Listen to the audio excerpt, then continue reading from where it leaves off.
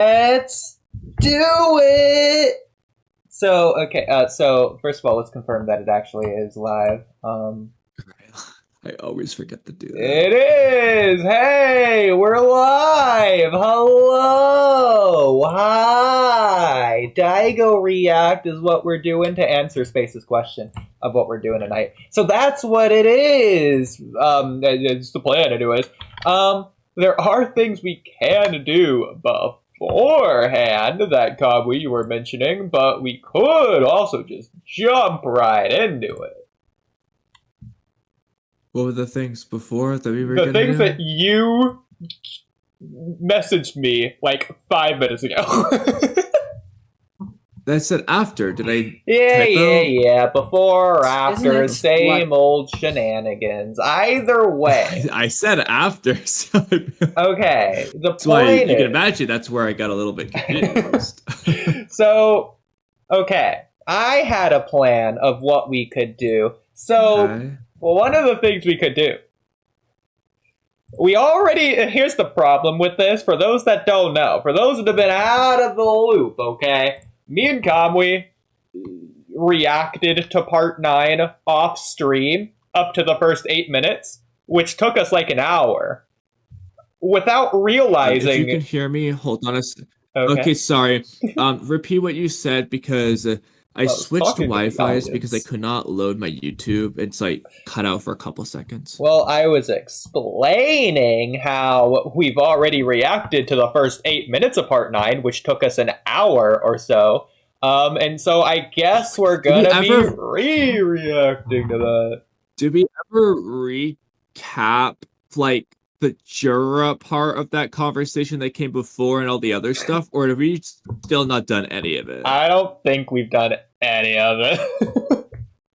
Oh, God. But that's what I wanted to start with, ignoring the Jura part. I remember 2 conversations, at least, that we had based on this video. I figured we might as well just knock it out, get about the way. Freaking background. Was one. I remember the background one. That was really long. We went through a lot of things. That might have been the one where we're talking about the freaking Gara versus Dosu fight building. That might have been a different image. I don't remember. There was There was one where we I don't even. Oh my God! There were so many. This is the problem. I can't believe that happened to us, bro. Because especially now that it's been like what 2 weeks, I don't even remember most of it. I just remember the image on screen, but not what was said. I mean, it should be pretty. All that topic about the Naruto training Jiraiya thing where he leaves, there was something there. I can't even find it in don't like remember. the scroll bar of where it is. It's so sad. I know. I can't believe But this. for those that have been wondering why we haven't done a Daigo react, this is why. We've just been really sad that the stream wasn't streaming when we thought it was because it crashed, and so we were here an hour longer having cool conversations that we thought were on stream that weren't. And it broke our heart.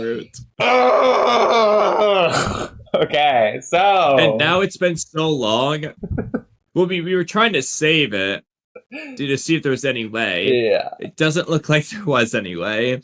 But because we spent so long desperately hoping there might be a way, we delayed this, and now we don't even remember the conversation. So, you know, people say that's a But if you ever want to hear those, those, you can join the Discord and watch in the stage, and that way you'll never miss what we're saying. Now, we'll inevitably still be mad, but you at least will remember, and then if we forget, you can tell us what you heard. Because Axel was here, he heard. Was it Axel who? Wasn't it someone was with us at the time? Was it Axel who was with us, like, in call? Because someone was listening. It was oh, okay. He was one of the guys who was in the Ancient One call. He was pretty funny. I forgot what his Discord. Yeah. He was pretty cool. He should come back. I agree. He's cool. That's so funny. But yeah, it was him. Stupid moth. Where'd you just go? Ugh. Oh, if you didn't kill that spider the other day, you wouldn't have to deal with them all. What? Stop hitting me. Kamui. I've never seen someone so viscerally react to a moth. Well, I kept like jumping on me. Where did he go? You know, if he just stays in the corner, I won't kill him. I don't want to have to kill these things. You know, like, I'm not a cruel monster. But if it's just gonna, like, reduce the quality of my life by just bugging the shit out of me, Well, not leaving Kamui, me much choice. you're not going to reduce the quality of its life in return. You're going to reduce its life. Yeah, so...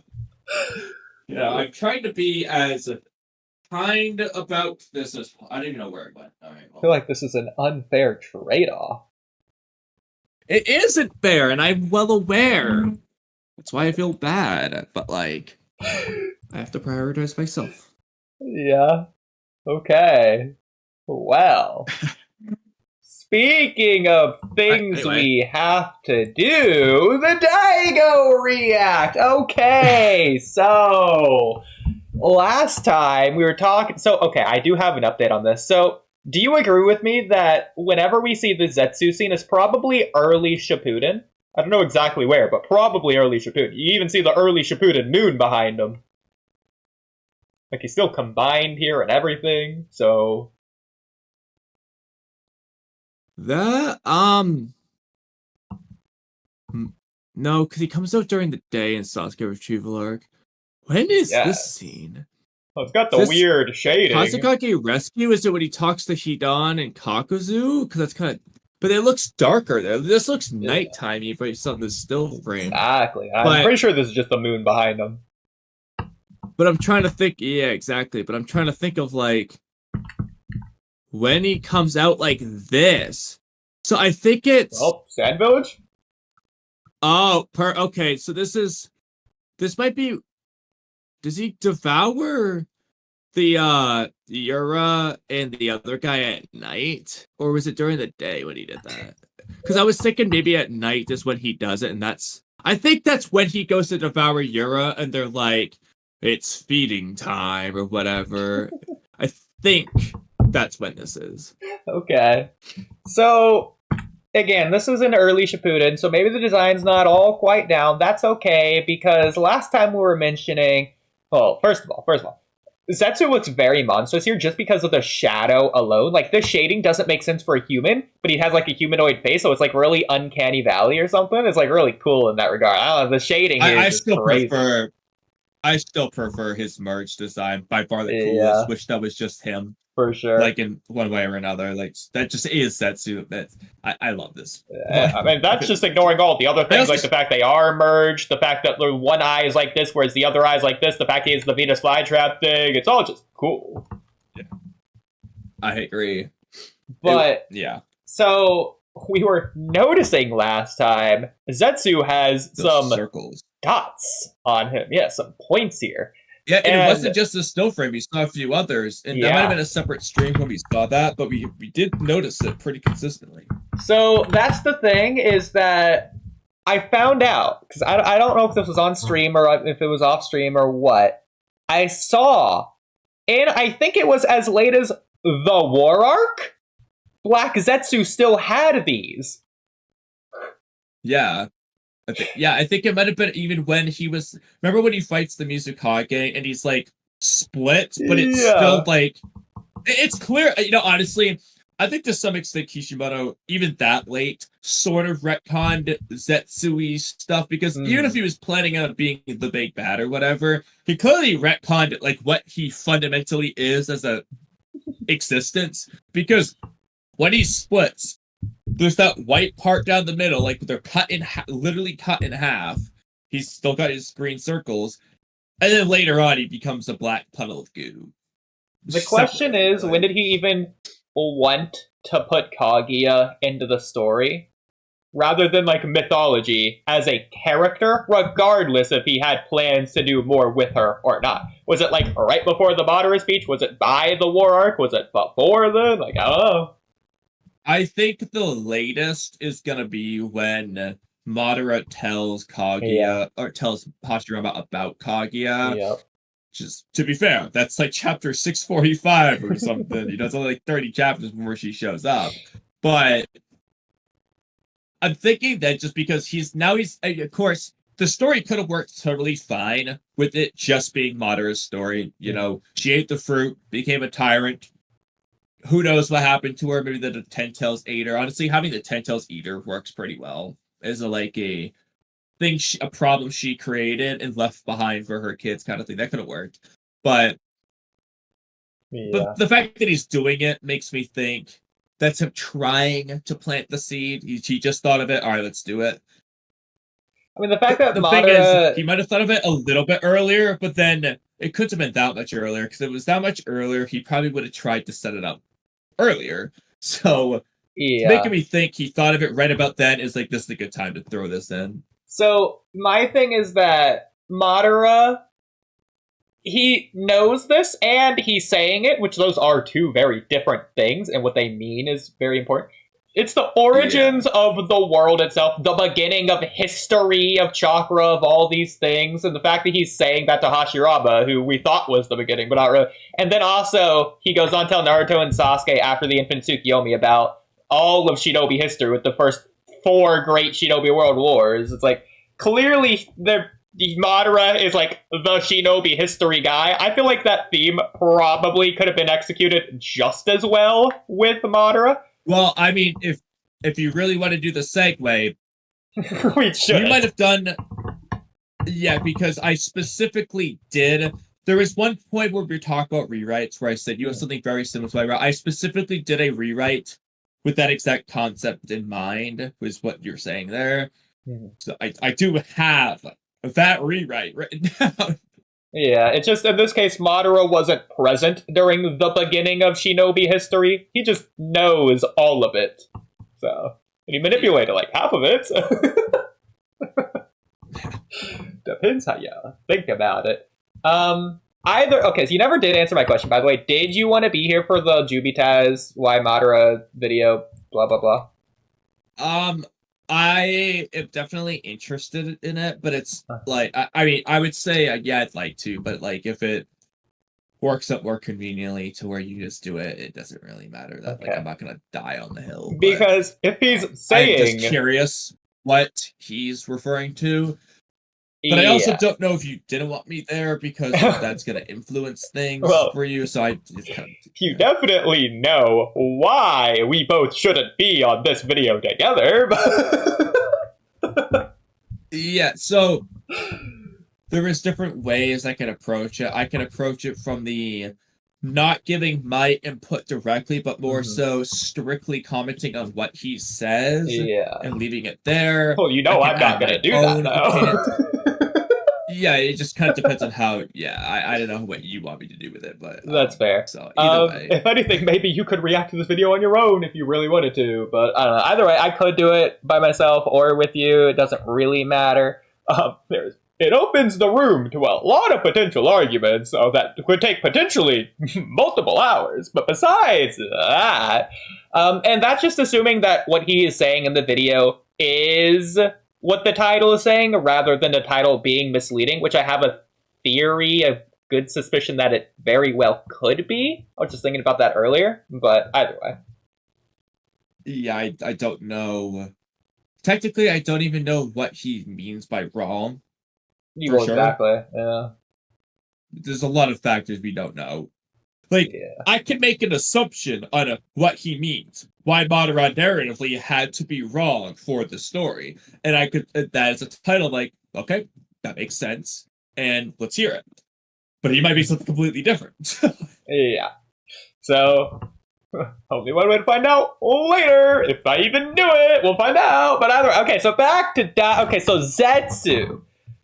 So I just wanted to say that for stream, since we were just talking about Madara. So that's the natural segue to that I'll do later, maybe. But okay, that is Zetsu. So, the reason this is important, this is consistent, these circles on him. So, we were speculating last time what these circles might be. For example, they might just be there when it's, like, stitched together, in which case it'd be weird that it's on the black side more than, like, in the exact middle. Right in the center. Yeah, but that's clearly not the case, and they're still there after he's unmerged. Like, maybe they do have some sort of mechanic to where that's the reason he could merge, but obviously it's never stated anywhere, it's never even implied or hinted, it's just part of his appearance. I mean, it's not like the Venus flytrap itself is necessarily explained either. Why does it look the way that it did? Is it part of the Ten Tails? Is it Kaguya? Is it Zetsu? Is it the Earth? Is it wood style? It could be any of them. Is it part of his hair even? It looks the same color at least. Who knows? Same with his eyes. His eyes are also the same color. Maybe that's something to do. Anyways. So, before getting too far, Black Zetsu has had a lot of fan theories in the past of what he could be, or even a rewrite to what he could be. You know, Kaguya's blah blah blah, or Hagoromo's brother, or maybe a part of the Earth itself, its nature energy incarnate. But people have had this fun theory that Black Zetsu was a karma seal.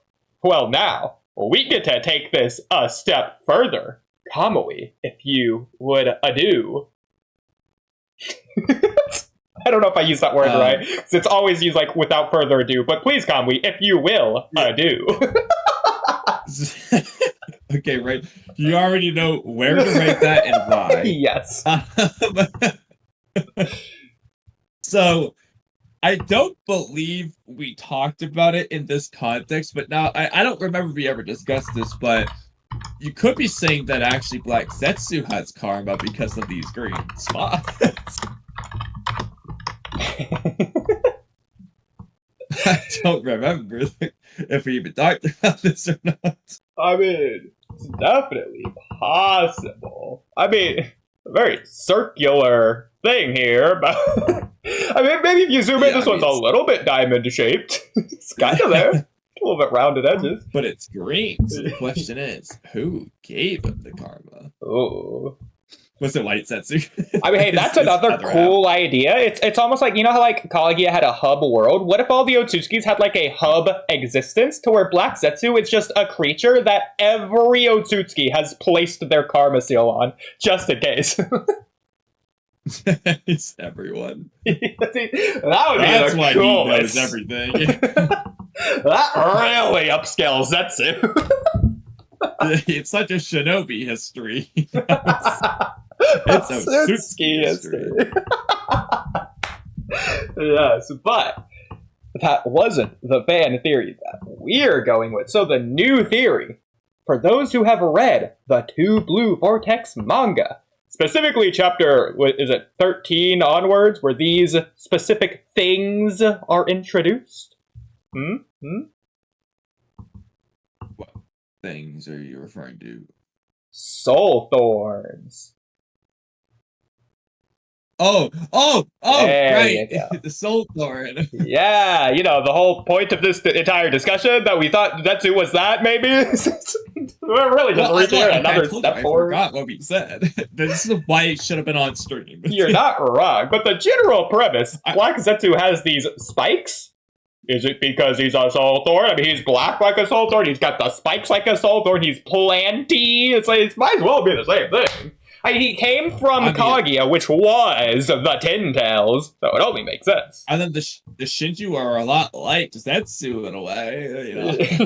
Exactly. Being coming out of the ground. So, Zetsu I think we have another those image Naruto of it and here. Kurotsuchi jumping around the forest. Black Zetsu says, if that we Jiraiya is do, more stupid maybe than we I don't, thought but... to think that the barrier will ever detect us. White Zetsu says, the Kyuubi is... Okay, there we go. Okay, yeah, there's some more. See, it's consistent. It's different shots. It's technically it's in other spots too. It's all the way around his face here. Exactly, yeah. So it's like, it's also soul thorny shaped since it's like going in like this weird circle pattern. It's also got the one in the middle. You want to count that? That's what ruins it. Well, that could be like that, the flower in the center of the Rinnegan. It could be like the other side of it, how it has the one. I don't know why it's over here. It's just a mutated one. But I mean, there's the eye. I mean, hey, if he is a soul thorn, that definitely explains the shading. It's foreshadowing, even all the way back then. But yeah, so with that in mind, what would we even, like, stick Zetsu in? Could Zetsu rot? Like, let's just say, hypothetically, the theory is true. Well, Zetsu technically was stuck into Kaguya. Do you think he was just on Kaguya, or do you think he was like randomly merged, mixed, weirdly fused with Kaguya somehow? What The do you problem think? is he can do both. So Yeah. the question is just which was he doing at the time? He's like weirdly, if anything, he wasn't Kaguya's arm because we can see her hands. Mm-hmm. What it really looks like is like he is Kaguya's inner sleeve area, but that doesn't make sense. But he does stick his head out a few times, so I think he was just hiding inner sleeve. So funny. Might have been like attached to her, like stuck, like he glued himself there, but I don't think he was like it wasn't like Obito, like where it's like that. Yeah. Well, that's the thing, though, is that let's keep in mind what the Shinju can do. They can wrap around their target to devour. That's just like what he does to Obito. Yeah, it's also what like Zetsu does to Neji, kind of. Technically, devour him, but if you remember what Jura said, he was putting Himori in that tree, and the tree was gonna like kind of like sustain her in a way or whatever. Like it wasn't like an instant devour thing. It was like more so like to keep her there. Yeah, he just says you won't feel anything. Like you're just gonna become nourishment for me inside this tree. You won't feel a thing. He did say you'll die though. Yeah, like her legs or whatever. Well, to be fair, the people in the Infinite Tsuki, Obi dies. So it's the same thing. So, I mean, he was sustaining Obito. I mean, maybe Obito in time wasn't Obito still gonna die despite Zetsu clinging to him in time eventually? Or is he just not going to?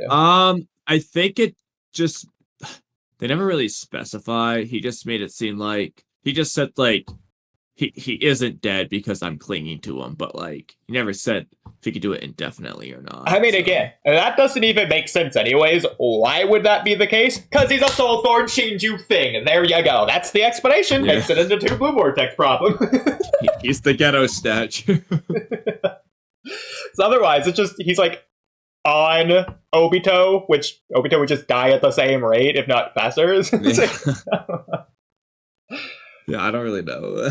It's definitely especially weird. since Zetsu, like, does Zetsu have chakra?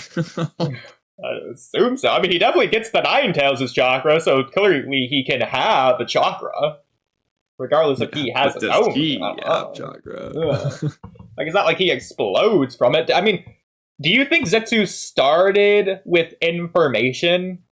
Like, I think he probably did. Did he start with, like, the same knowledge the Shinju were born with, and he had to, like, learn what tears are or whatever? Or did he just have, I guess, Kaguya's knowledge? Or just her will? Well, that's what I was wondering about in general. Like, does he know who Ishiki and Momoshiki are? Because in the anime, at least, he just knows Indra and Ashura and his plan and everything, like, instantly. He just seems to have instant knowledge.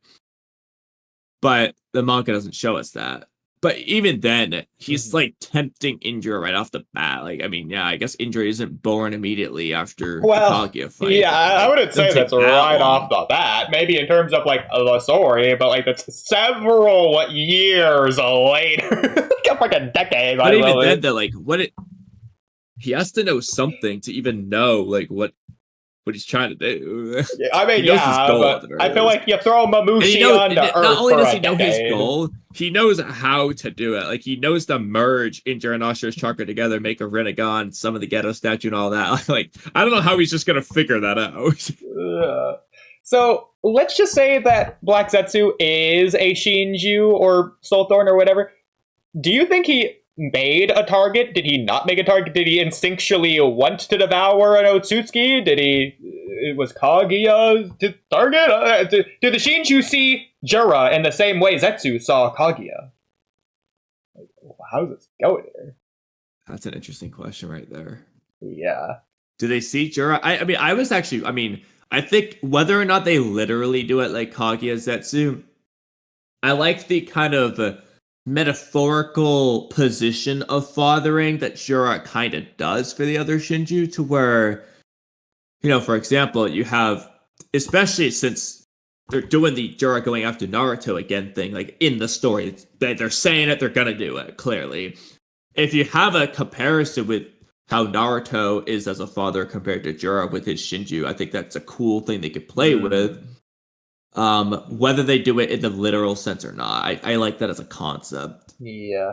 I mean, we know and the if Shinju... so, The You can Shinju backtrack it to themselves... Kage Black Zetsu. Exactly. The Shinju themselves can vary with the knowledge that they're born with, as well as emotional capacity. Matsuri just instantly knows the intense depths of the anguish of Team Ino Shikacho, whereas Hidari doesn't even know who Sasuke is. It's like, got real range here to work with. But Zetsu probably Ryu falls somewhere in just between. instantly knew who Gaara was. But then again, did Ryu... It doesn't seem like Ryu... Yeah, Ryu didn't know Yodo and Araya. He just knew Gaara instantly, though. True. Did Matsuri know who Team 10 was, or did she just, like, sense their anguish, and that's it? Like, Well, did doesn't she she, know like, who they say were? them by name, though? So... Yeah, she says, well, actually, in Biz, she says Team Inu. Like, I don't think Jura told her off screen what their names are. That'd be funny. What if that's the reason she got it wrong? She just thinks that's what his name is. Because Jura just mispronounced it or something. Like a game of telephone at that point. It'd be extra funny if that happened after Jura met them, but of course it's the other way around. But yeah. Okay. I mean, when the Ten Tails came around, it's not like Zetsu looked extra hungry or anything. So, I mean, I don't know if, like, Jura himself would want to devour a Ten Tails. I mean, it was a pretty big thing. I don't think Zetsu even could devour it. But, like, maybe, like, a Ten Tails minion that was dead. It's not like he's, like, slobbering over it or anything. So, I don't know. But now that I think about it, okay, so I understand that, like, this plot point just disappeared, never actually addressed. And so, if anything, that's the worst in terms of what I'm about to say. It makes this theory less likely, even though it should be the other way around. But Zetsu at the beginning of the story was eating people. Yes. Devouring people. That you could argue that's like the Shinju devouring their targets. Of course, it's not a specific target, but that desire to devour could be coming from the Ten Tails. The weird part, though, is, again, that just seems to disappear. Like, the Zetsu aren't trying to eat anyone. Like, he's not biting Neji. He's just taking his chakra. You know. I mean, you say that. It wasn't trying to bite it with its mouth. It was trying to bite it with its chest mouth. Which is also... The Shinju don't seem like they're trying to bite their targets with their mouths either. So it's like, it feels consistent. Okay, that's fair, but at the very least...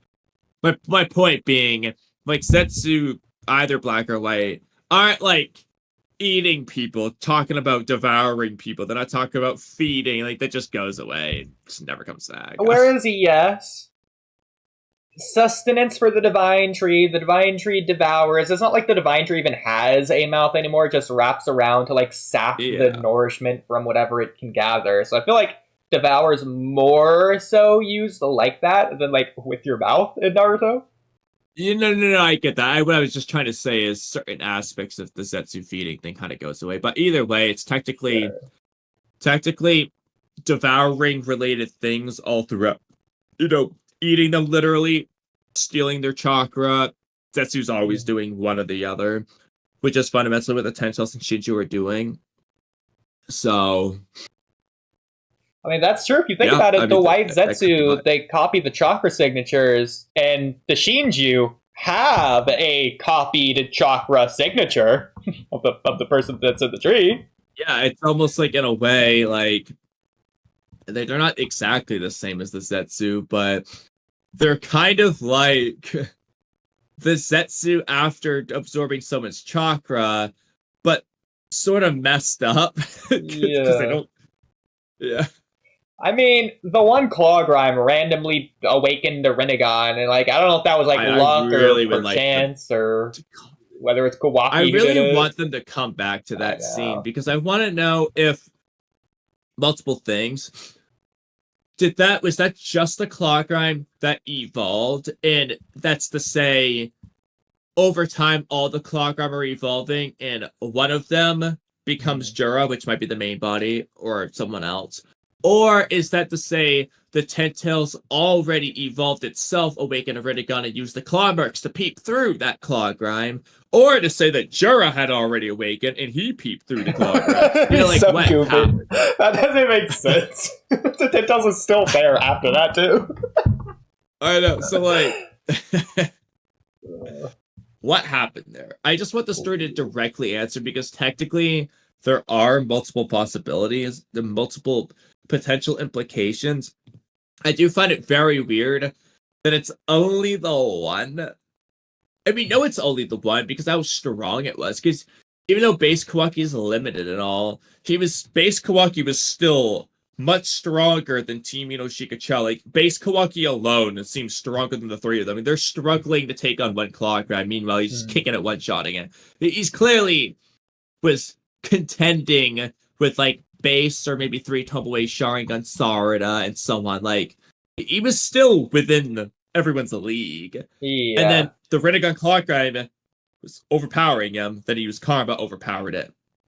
So, you know, that thing was pretty strong. If there was like 50 of those, the Leaf Village is just dying. I'm sorry. Sarada's getting overwhelmed. Like, exactly. So, sorry, Mello. But, like, it seems implied that was the only one. So why? Is that because the Tentils peeped through it? Or because that just is the one and only one to evolve?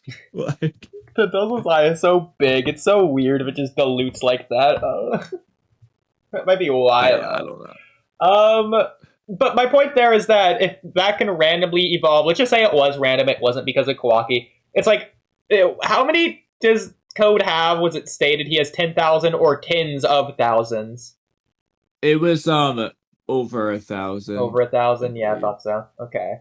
So, obviously, the White Zetsu army. Yeah, I know that Code had it for like 3 years or whatever. He's probably constantly making them in that time. But either way, the White Zetsu army, there's 100,000 fighting in multiple fights over the course of like 3 days. So, I think there's a pretty equal opportunity if it's up to random chance. I mean, maybe it's that rare, but I feel like if anything, it probably, if they are the same thing, then it probably was because of Kawaki rather than random.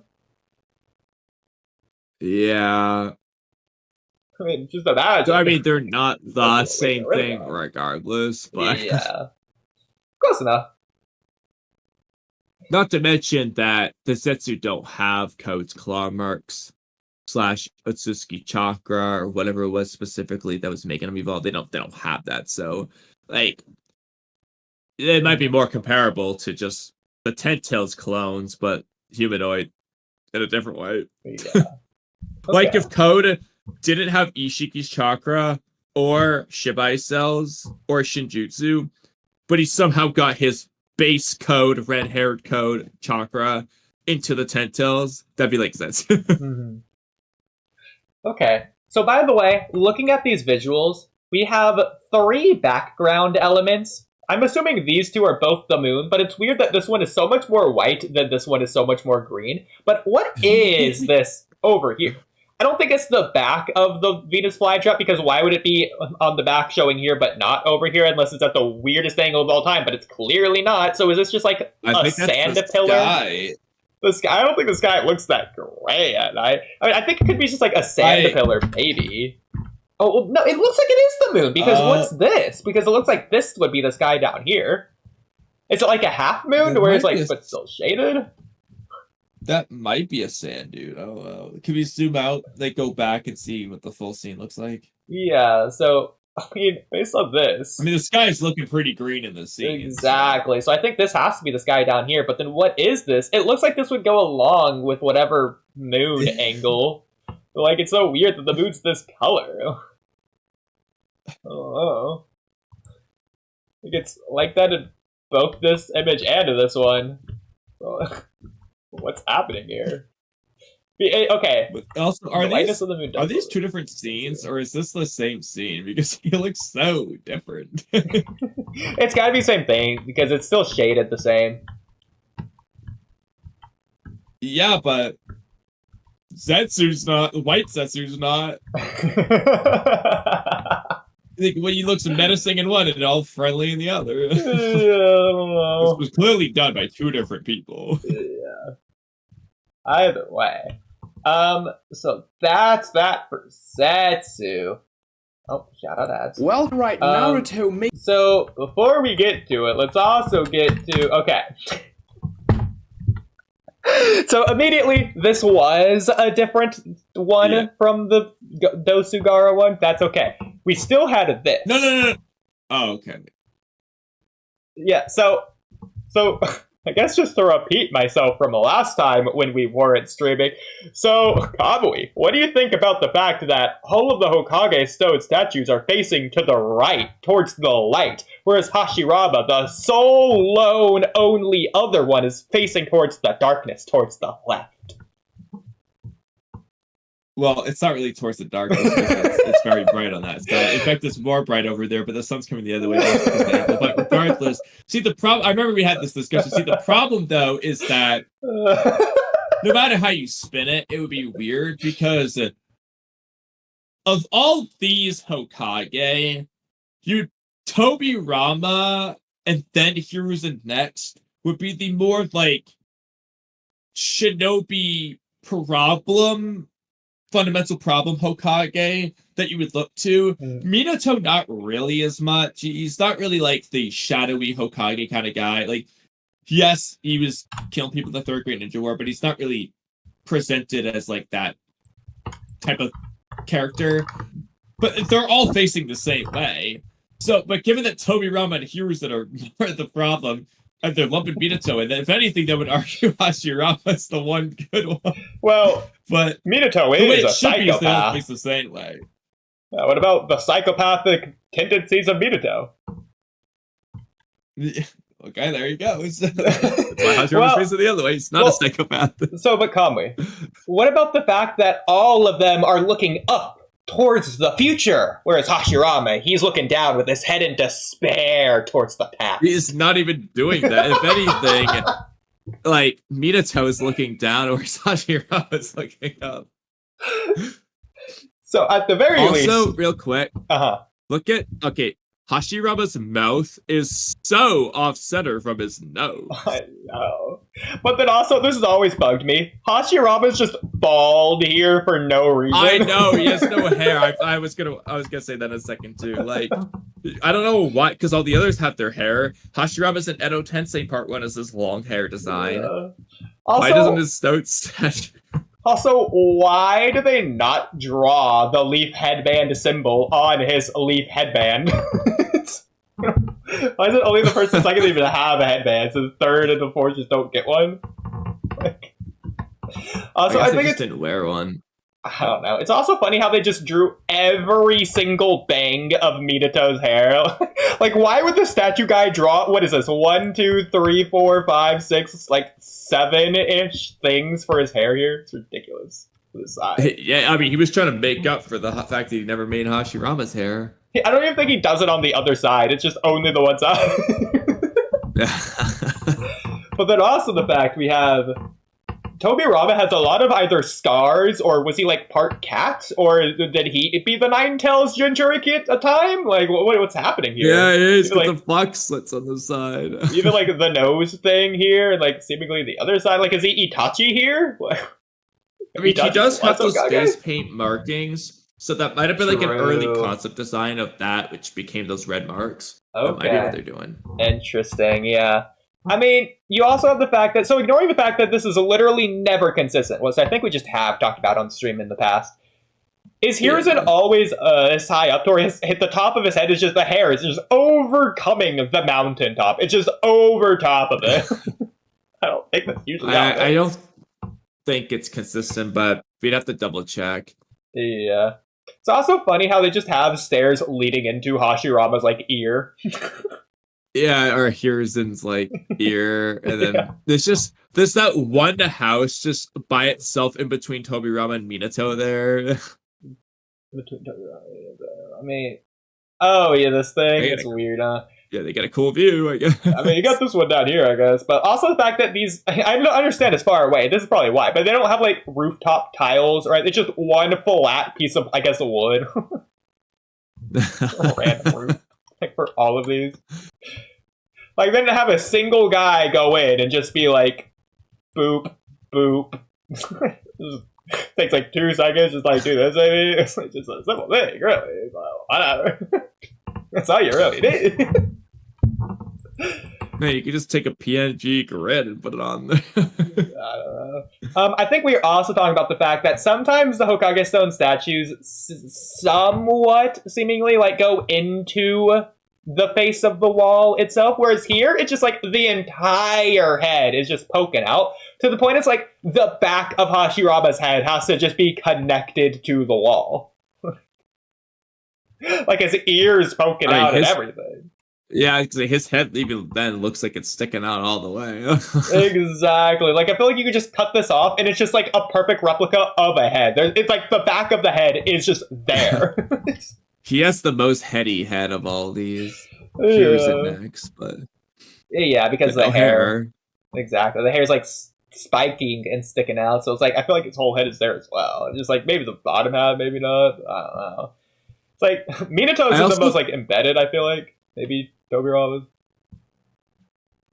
I also remember us mentioning how we were like dying laughing because like I think we stopped to talk for something early and then we got to the 46-second mark and I stopped just to talk about this and then we got into this whole 30-minute spiel about this image and it was only 40 seconds into the video. We were like an hour into the stream. I know. Well, the hour into the post-stream. I think we mentioned this last time as well, just briefly. Why is there randomly one tree next to Tobirama's head? Yes, we did mention that. Yes. Looks like he's trying to, like, eat it like it's a piece of broccoli. He's just reaching up. That's why his head's facing this way. He's like, ah. It's like wait. Is that tree growing out of the house? There's, like, a small, like, little line that could be, like, the wood part of the tree. I don't think so. I think the tree, technically, if it's here, I think it's going like this or something. But there's also like right below the tree at the bottom left, like a or something there. Whatever this thing is. This poor house feels like it's in a lot of danger. Yeah. By the way, what happened to these houses when Pain did a Shinra Tensei?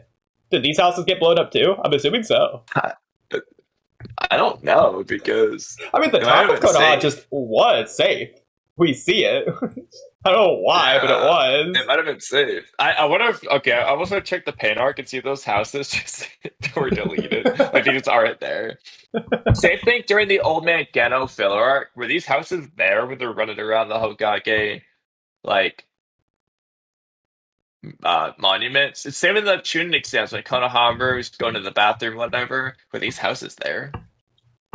Yeah, like when they were gonna blow up the Hokage Stone bases in the filler at the end of part 1. Were these people worried? Do they know? Did they evacuate? Oh, like they were the most danger, if anything. And they should have been the first people the police like asked, "Hey, have you seen this old man?" I mean, I'd just be scared. I just had dinner with them last night. Regardless of that, I'd just be scared of just in general living here. Like any natural disaster, an earthquake, Hashirama's head comes down, you're dead. It's just built wrong. The stone integrity only lasts 100 years. 100 years later, you're like, what are you gonna do? I'm not gonna lie, I really like that filler arc's concept of blowing up the stone faces to destroy the leaf. It doesn't make sense, though. Oodie used it with, but it would have been cool if in canon somebody like used that idea. I know. I understand that like the landslide is going to have a lot of momentum. It's not destroying the Leaf Village. At least it's inconsistent with the size of the Leaf Village in order to say it would destroy the Leaf Village. It's not that big. Yeah. Like if you remember, but I like the idea of just destroying the monuments in general. Yeah, I agree. If you remember Attack on Titan, episode 1, when he's like kicking down the gate or whatever, the rocks go flying. It destroys like a 1/1000th of the town. Yeah. It's like basically as big as a Hokage Stone statue's probably kicked. What's on top of Aaron's house basically is one of the heads, the size of it. So.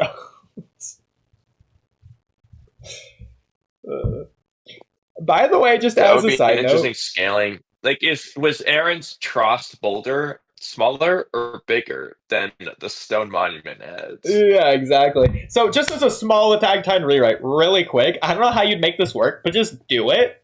I feel like the Trost boulder just should have been the boulder that landed on top of his house. That would be really cool. The problem, the major problem is then that means they're already in Shiganshina and just can go to the basement without needing the Shiganshina arc, and you can't. It messes up all that. I know. But I get why you're saying that. The funniest one would be Aaron just recognizes the shape, and he's like, how did that get here? It's like randomly like Reiner or Bertolt just brought it there. So... like Zeke brings it. Yeah, exactly. Let's sneak in. I don't know how you would make that work, but it would be really cool for that reason. I do feel you there. Yeah. I don't know if I mentioned this last time, but these windows look really like watercolor painted in. Like, I don't know if you get that same vibe, but either way. I think that's all we had to say on this. We remember at least. Yeah, exactly. I think we might have asked about like whether the rooftop hospital is somewhere around here or not. Like, what is this thing? First of all, this just looks like something in Dragon Ball, but whatever. Either way. Oh, I remember talking about this. This isn't what it is, but it'd be so cool if this was the spiral building that was in the Minato manga that Kushina walked up. Oh, yeah, I remember that. Yeah. It's very spirally, so looks cool. Looks like a wizard hat, if anything. Especially with like this rock being slightly lighter here. It looks like the white cotton ball on the top of the wizard hat thing. No, I was saying that building reminds me of a Christmas tree, with like the Christmas thing on the top. Yeah, I see it. Oh, that's kind of cute. I like that. Also, in the bottom left-ish, it looks like just a giant screwdriver just sitting up. This thing? I can't see your arrows, so this whole time I've been figuring out what you're talking about, but it's to the right of that building at the bottom left. Right in front of that big tree. Looks like a screwdriver just sticking up. Okay. Anyway. Oh yeah, that's why you couldn't see my cursor, because I was sharing the video instead of the screen. Okay, that makes sense. I took the that's funny. Okay. So you could see my cursor, or you couldn't? You couldn't. Okay. Because I couldn't until now. Yeah, I was in the Paint. Just been figuring out everything. Yeah, I was in the Paint app and like zooming in and like highlighting and like circling things and stuff. So that's good. But... Never saw any of that. Yeah, I know. That's funny. Okay. Anyways, with that said, we should probably begin, quote unquote, the reaction. Yeah. Oh, actually, real quick. Mm-hmm. Okay. You see that tree in the bottom leftish area? This one? Not that tree. The other. Okay, yeah. So the general area of that tree and the fence there and the building all the way to the bottom left. So all this area looks very familiar. So there's a couple things I have in mind for where all that could be. One of which is when Team Guy like first starts and they're asking, what are your goals? Why do you want to be a ninja? And Rock Lee's like, I want to be a splendid ninja, blah, blah, blah. Yeah. 2 is when Team Kakashi first meets, but not as much with that one. 3 is when Kakashi straps Sasuke down and gives him that talk in the Sasuke retrieval arc. It might be somewhere in one of those building areas. And then all the way to the bottom left could be the hospital rooftop, maybe. I feel like where Sasuke was strapped down to the trees, like on the outskirts of the village, especially since how easily the Sound Four just snuck in and fought Sasuke. It's not to say it couldn't be in the village, since Hayate versus Baki was and nobody knew. So. It feels we like have to double check. We'd have to watch the anime again and kind of double check. Yeah, I mean, it just looks like the buildings are in the distance, and that like the ground below them is just ground or whatever. So I don't know.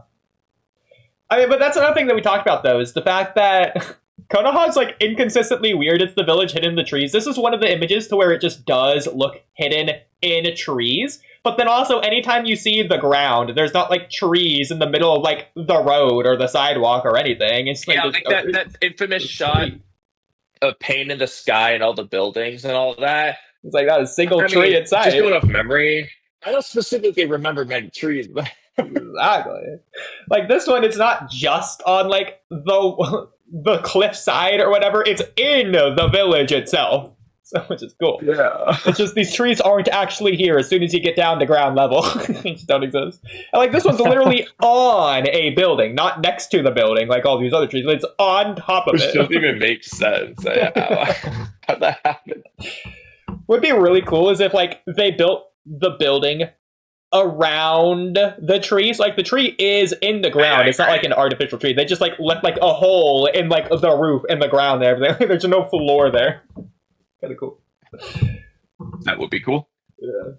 But either way. So getting to the reaction though. So hello everyone. Welcome to Rewriting Naruto Daigo's Rewrite the Akatsuki Strikes Part 9. We did Part 8 last time, obviously. And we did Part 9 last time as well, but you guys didn't get to see it, so you're getting to see it now. So we're gonna, since we've already seen the first 8 minutes of this, we're gonna, like, quickly go through it just for us to recap it. And hey, if you haven't seen it yet, then go watch it on your own, because this isn't a substitute or whatever, the legal things. It's not like Daigo's gonna sue us anyway, so it doesn't really matter. Yeah. Let me pull up the Rewrite Bible. Okay, so yeah, subscribe to Daigo and like the video and all that. And, okay, 600 likes. Okay. 600 likes. Trust you guys. Yes. So okay, so last time Kazekage rescue, and then they return to the village, and we're going to the Stone Village for Kurotsuchi, and she talks to Akatsuchi about Naruto, and then they have this flashback to when Naruto and Jiraiya were training, and he flies away, and correct me if I'm wrong, didn't they do like wind style training? Yeah, they were doing that.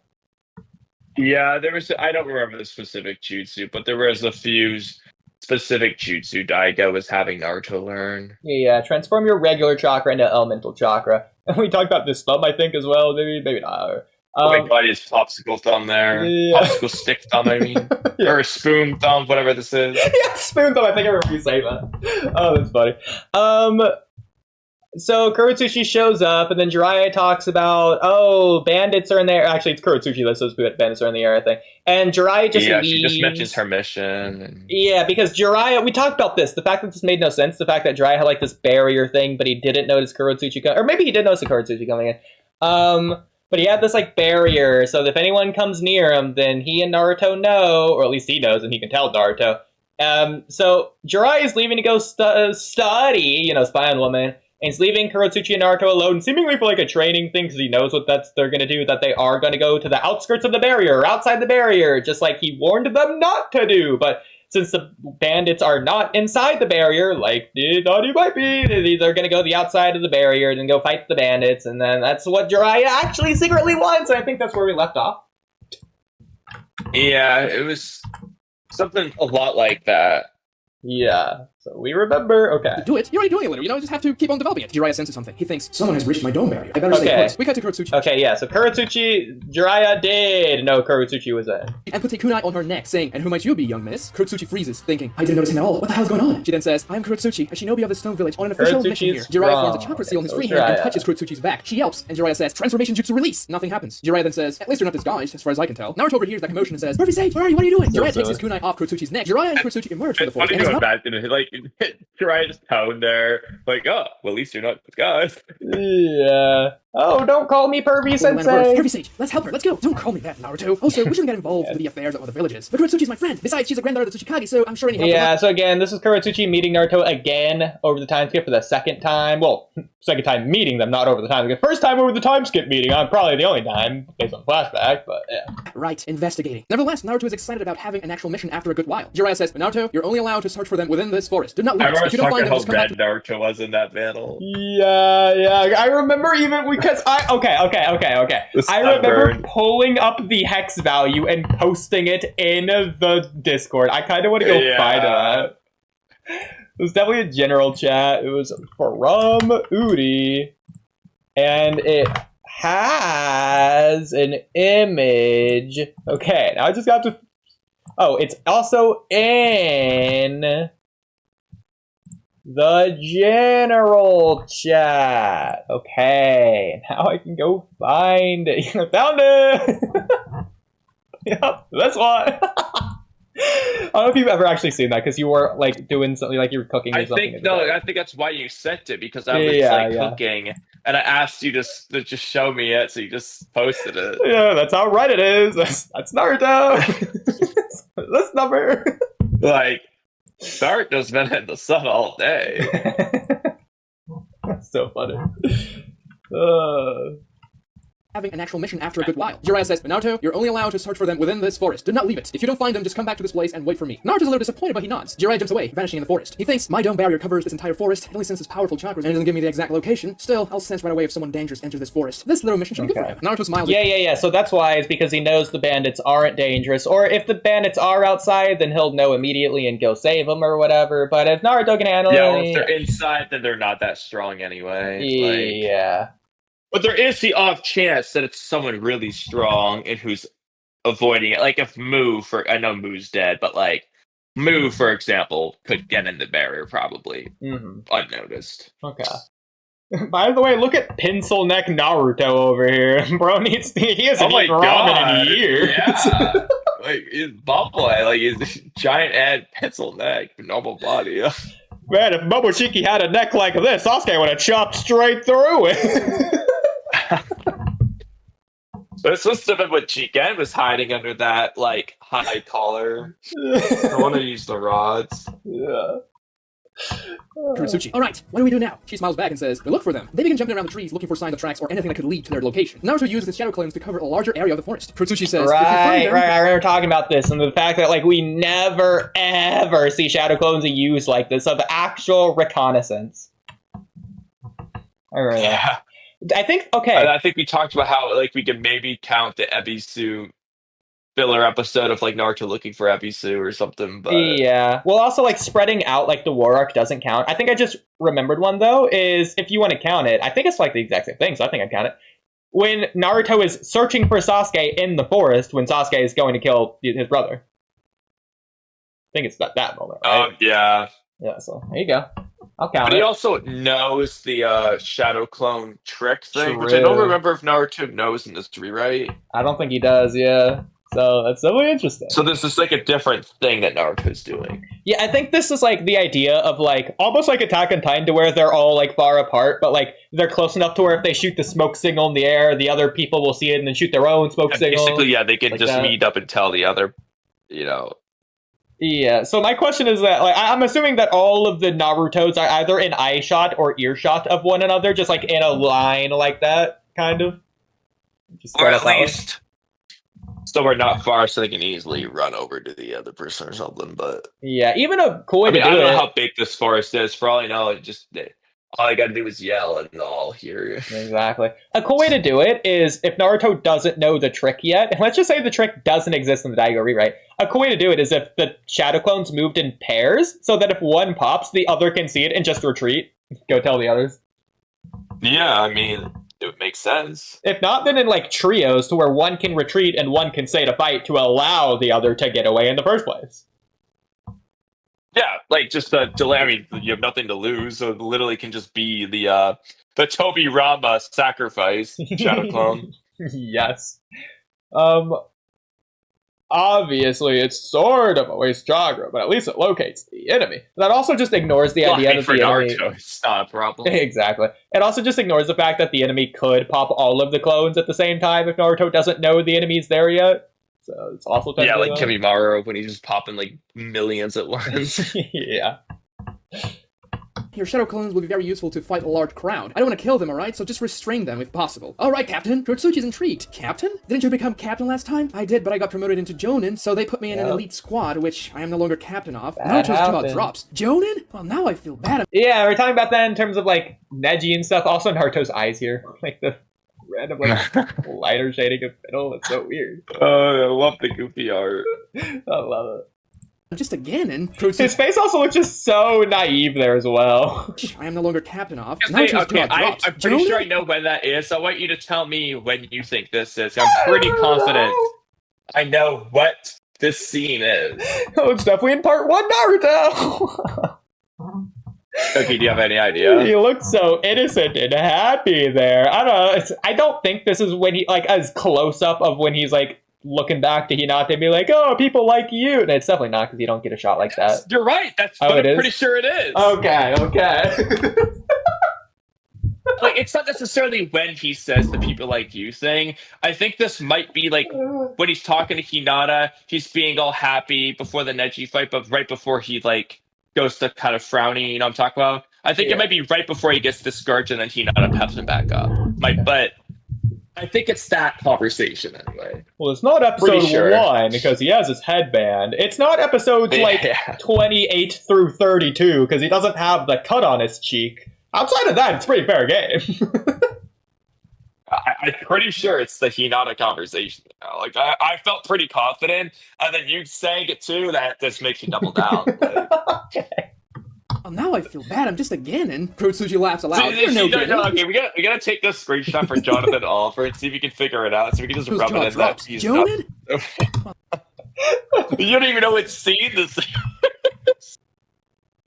Oh, so stupid. He's not even a fan of Naruto. I mean, honest. Okay, I want you to put this in. Stupid. Naruto explained its why Kage and NC Hammer. Because, I mean, on stream, they're going to see us just figure it out on the fly or randomly. So, like, this proves how bad we are. We just know. Okay. Oh, I remember. So one of the things we were doing last time, with the like imagery of like the village, I think this was last time, is we were wondering which shot it was from, and we each had our own guesses. Yeah, it was that because we each had our own guess. Yes, we were trying to guess what specific scene it was from, just like this, but with that scene. Yeah. Okay. I kind of want to go back to that scene and re-say our answers. I don't remember all our answers. Yeah, we each had different answers, and we had 2 answers each based on each other's answers. Yeah. Oh, what were they? Yeah. So, okay, here it is. Okay.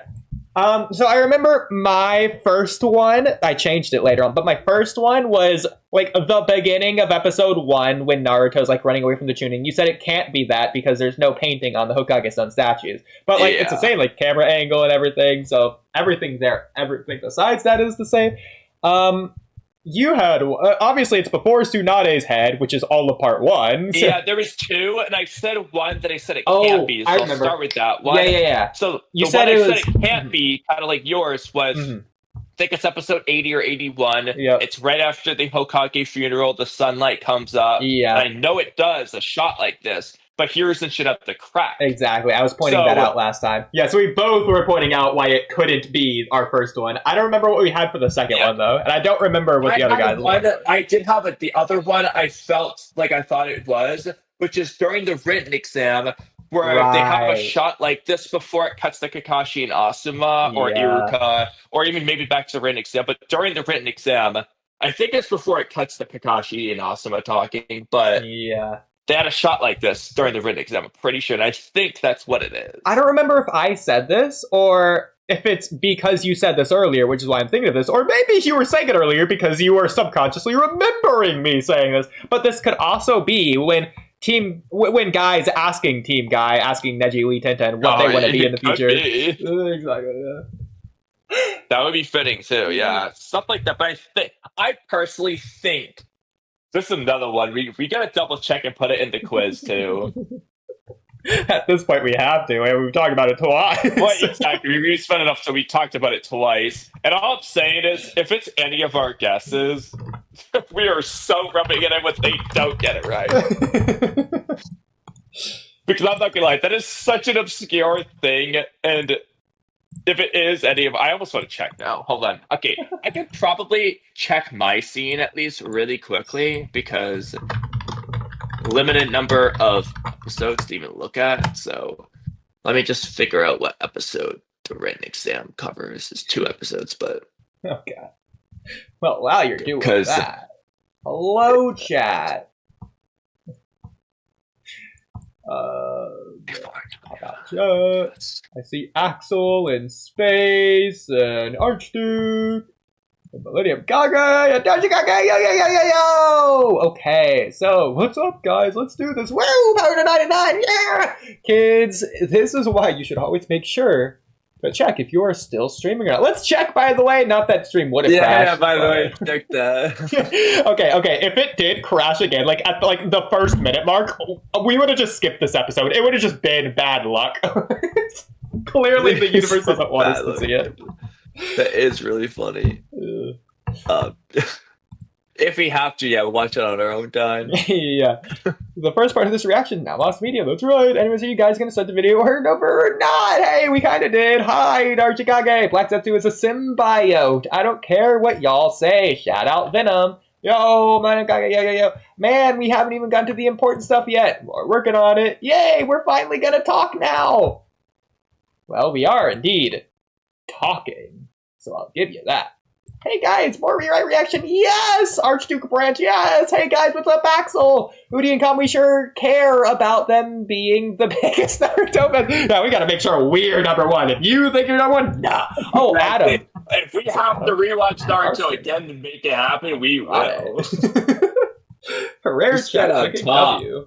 The Naruto world. Well, thinking about it, Kamui, this could just be our ignorance, but not in terms of numbers, but do we have the biggest, individually, not even all together, just individually, do we have the biggest Naruto podcast in the world, the biggest Shippuden podcast in the world, the biggest Boruto Part 1 podcast in the world, and the biggest Two Blue Vortex podcast in the world? What do you mean by biggest? Like, we talk about it not only the most frequently, but for the longest amount of time, and in the most depth. That just be we definitely have that, but if like you meant 3 biggest in videos a terms day. of subscribers, well then no. Oh, that's why I started with not in terms of subscribers. Yeah. That's where we fell behind. Because like 3 videos a day, like 2 to 3 streams a week typically, for like 6 hours each. Shout out Keto! And I thought this was reacting to Daigo, but I'm only hearing Ood. Well, you hear Kamui too. Yeah, hold on. Why didn't you hear me? Okay, just checking the audio real quick. Make sure Kamui has been mute this whole time. Go ahead, talk, Kamui. Hello. Okay, it's all good. Kino, it's on your end. Oh, maybe Kamui's in mono, whereas you're listening in stereo or something. I doubt it. We're totally taking what he said extra seriously. Especially with the stupid emoji he put to indicate it wasn't serious. Do most YouTubers even know of your guys in this? I feel like everyone's misunderstanding what I say by biggest, even though I've clarified it like 3 times now. Yeah, they're going with the subscriber interpretation, for sure. But like, if we're judging biggest fan based on longest time doing a podcast, I think we're the guys. Yeah. At the very least. We probably know the most of anyone in the world. We might not. That might be a little ignorant. But, biggest podcast. I mean, even that, I don't know. Like, in total, because you have to factor in, there's going to be some people who know more about the data books than we do. But in totality, overall, that's my question. Yeah. I mean, definitely, like, top 1,000 in the world, that's for sure. Yeah, at least got to give us that. But yeah, I mean, if anyone else knows, please tell us. Is there another podcast that's like Spanish speaking only or French speaking only, to where they're just not in our algorithm, but like they talk about it more? Is there anyone in the world who talks about any of the Naruto series more than we do on the individual level of that series? It's definitely overanalyzed. Any series, too. Yeah. It's like, let's just say there's specifically a Two Blue Vortex focused podcast. That's the only thing they ever discuss. We probably talk about Two Blue Vortex more than that. That goes for every Naruto series. I mean, yeah, for specifically Two Blue Vortex, I think we got that one because it just doesn't feel like anyone's talking about it that much. Axel says they react by talking after several minute chunks. Deep analysis. Yes. That's exactly why we do it. Yeah. Normally in a podcast, you guys can switch between topics like crazy. Well, that's also the thing, is that I feel like other podcasts, for example, Immortals, they're a lot more structured than ours. If we have a segue, we take it 11 out of 10 times. Part of the problem. That's the problem. You can't help it. Like, yeah, then other topics or other podcasts, I feel like they run out of topics. We have the opposite problem. We ran out of time to do a quarter of the topics. 2 hour infinite topics that only keep growing. I meant chunks of the video, not if they're talking. Yes, well, speaking of the video, so Kamui, did you ever find what you were looking for? No, in fact, I've been looking at multiple scenes.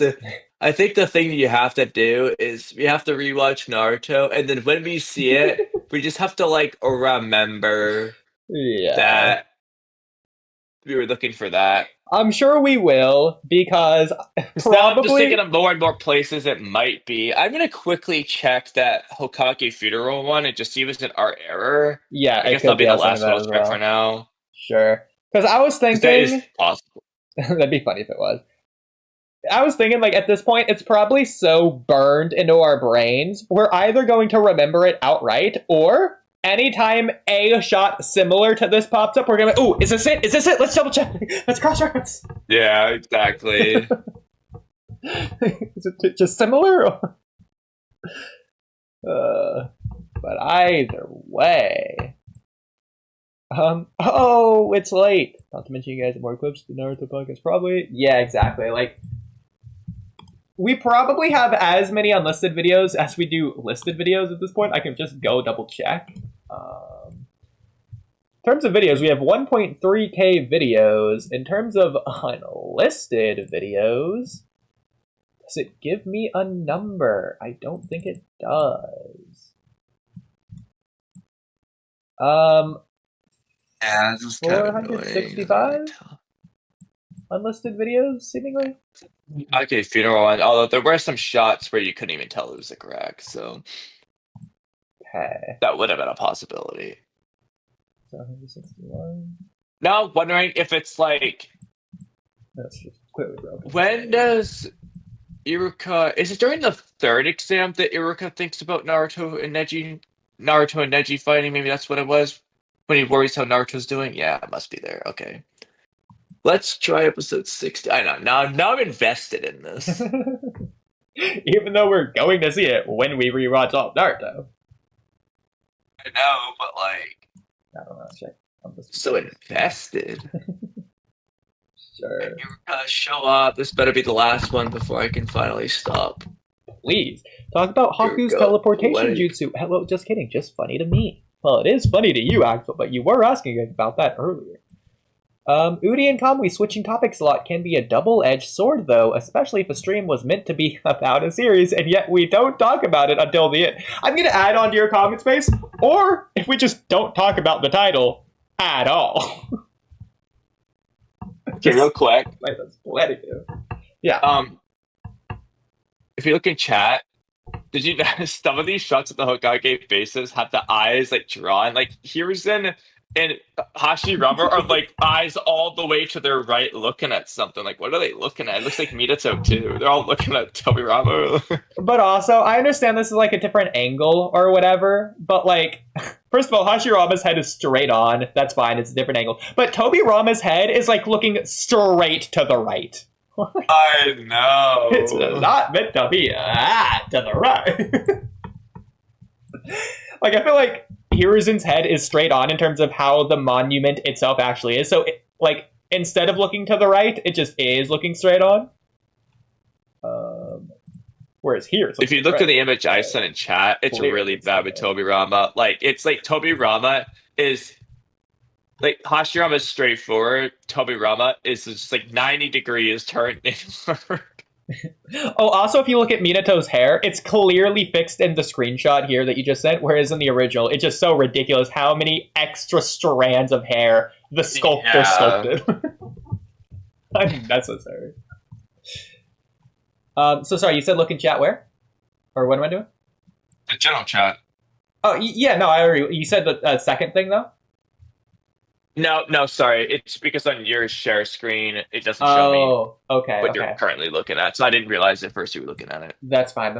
Okay, so by the way, also, in this screenshot, the Daigo video, all the statues are, like, relatively neat and clean and, like, new-ish looking, whereas in your screenshot, they look a lot more tattered, withered. Like, Hashirama's headband has a chunk taken out of it, even more prominent than, like, Hiruzen's nose scar thing.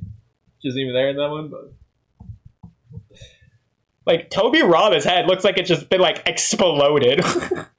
There's so much scratches on it, especially. So weird. Like, I'm surprised that Hiruzen didn't already have a scar on his nose at this point. If you take this one into account, he has a scar on the side of his head here. Either way. Also, this is extra funny. Ignoring, like, so they all look pretty mad, but especially in your screenshot here, Hashirama looks pissed in his Hokage statue. He doesn't even want to. Dude, look at the funniest interpretation is he doesn't even want to look at Tobirama. Hiruzen's giving Tobirama the side eye, and then Minato as well, and he doesn't even know who he is. Oh, also, Hashirama and Tobirama's ear in your screenshot are, like, literally fused together. It's the same rock. Let's go double check that in here. Oh, yeah, they're not even, like, bro, Hashirama is so much higher than Tobirama's ear. It's ridiculous. It's like his ears connected like the top of Tobirama's hair.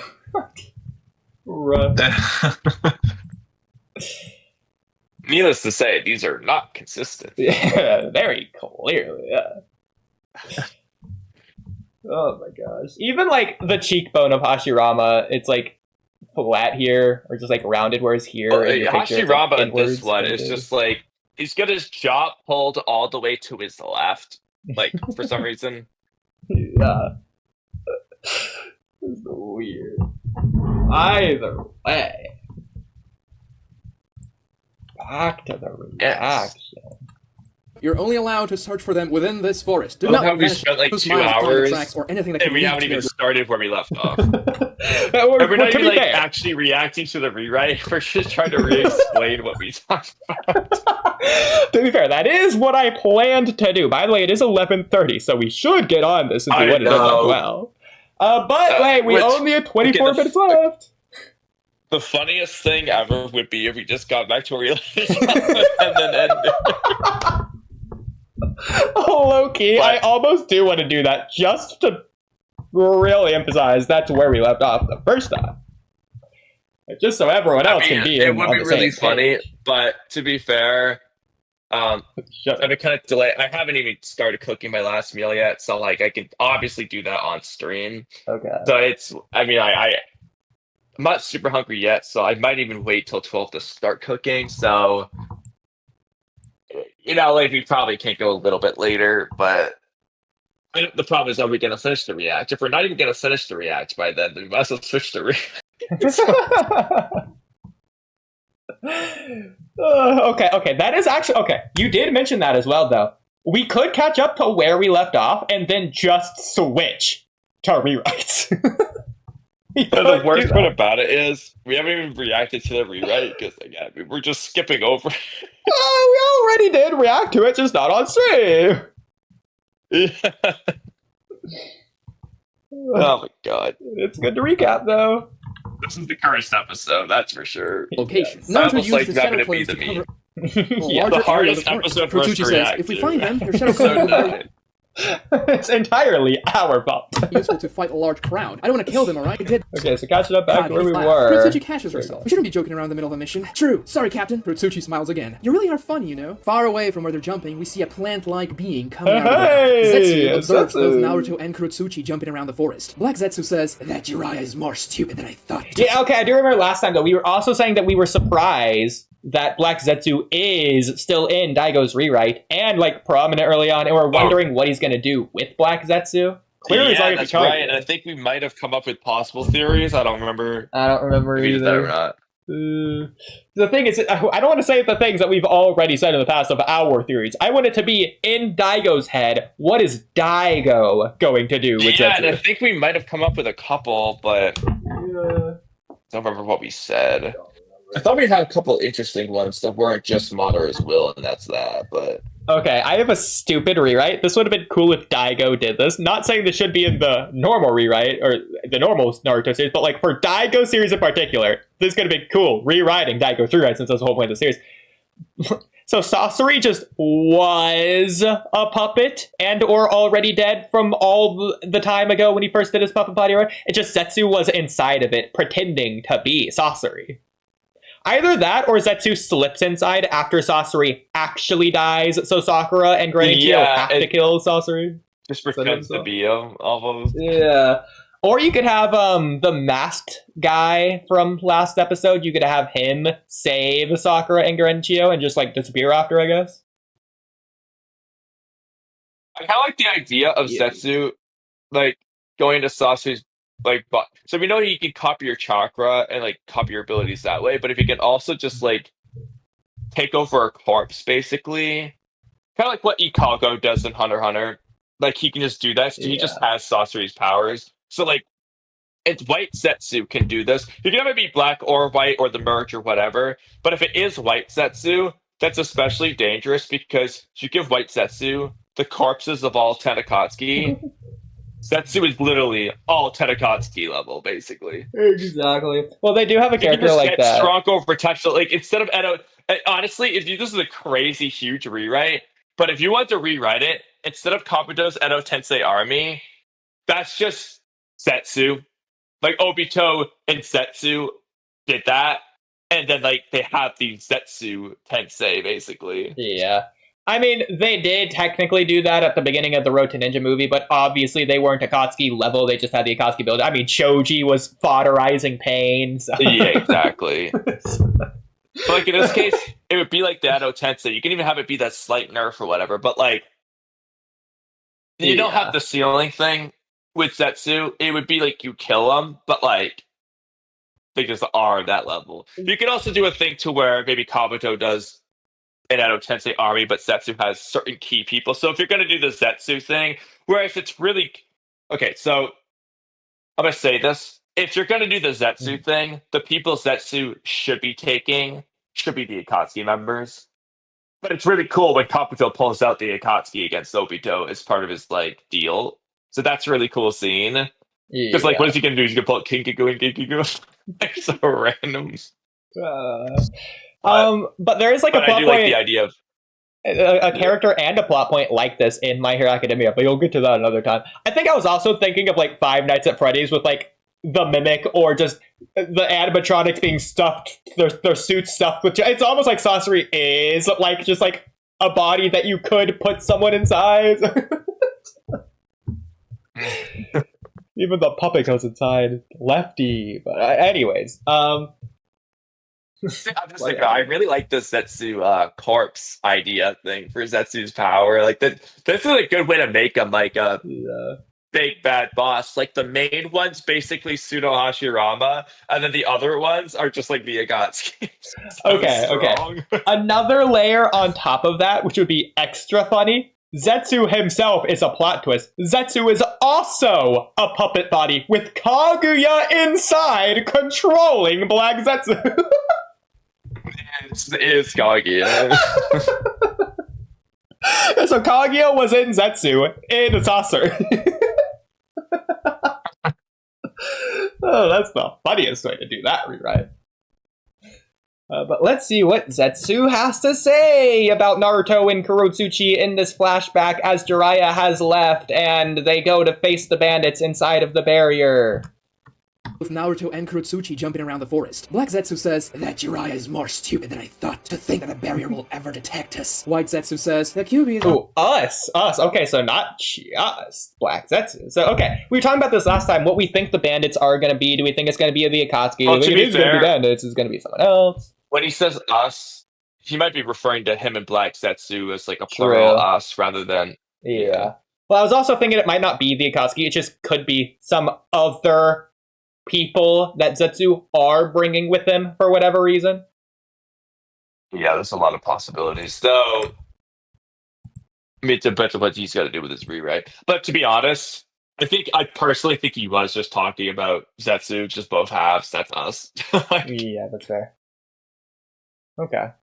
protected now. This is a great chance, isn't it? Black Zetsu says, yes, we have to send word to the closest member to come and capture the boy. Why don't we just do it ourselves? You've seen that girl fighting before. She's not weak. Besides, if the QB comes out of the boy, we'll be destroyed. We need someone else. Hours pass. I remember also talking about Daigo's impression of Black Zetsu. I thought it was a Orochimaru and Danzo once, but it's gonna hurt his voice so bad. Okay. There was a comment that said something about just wait till you get to his impression of X character. I forget who it was. It might have been Kisame. Someone was being really hyped up. But anyway, I used to do a really good Kisame voice. I don't know if I can still do it, but love that. Sometimes I learn how to do the voices, and then if I don't do them, like practice it, like Ryuk. I had that mastered that one day, and then I kind of forgot the next week how to do it. Like I had it so good, but this isn't like a fault on Daigo, just because he didn't, because he's rewriting Naruto. He doesn't have to rewrite everything.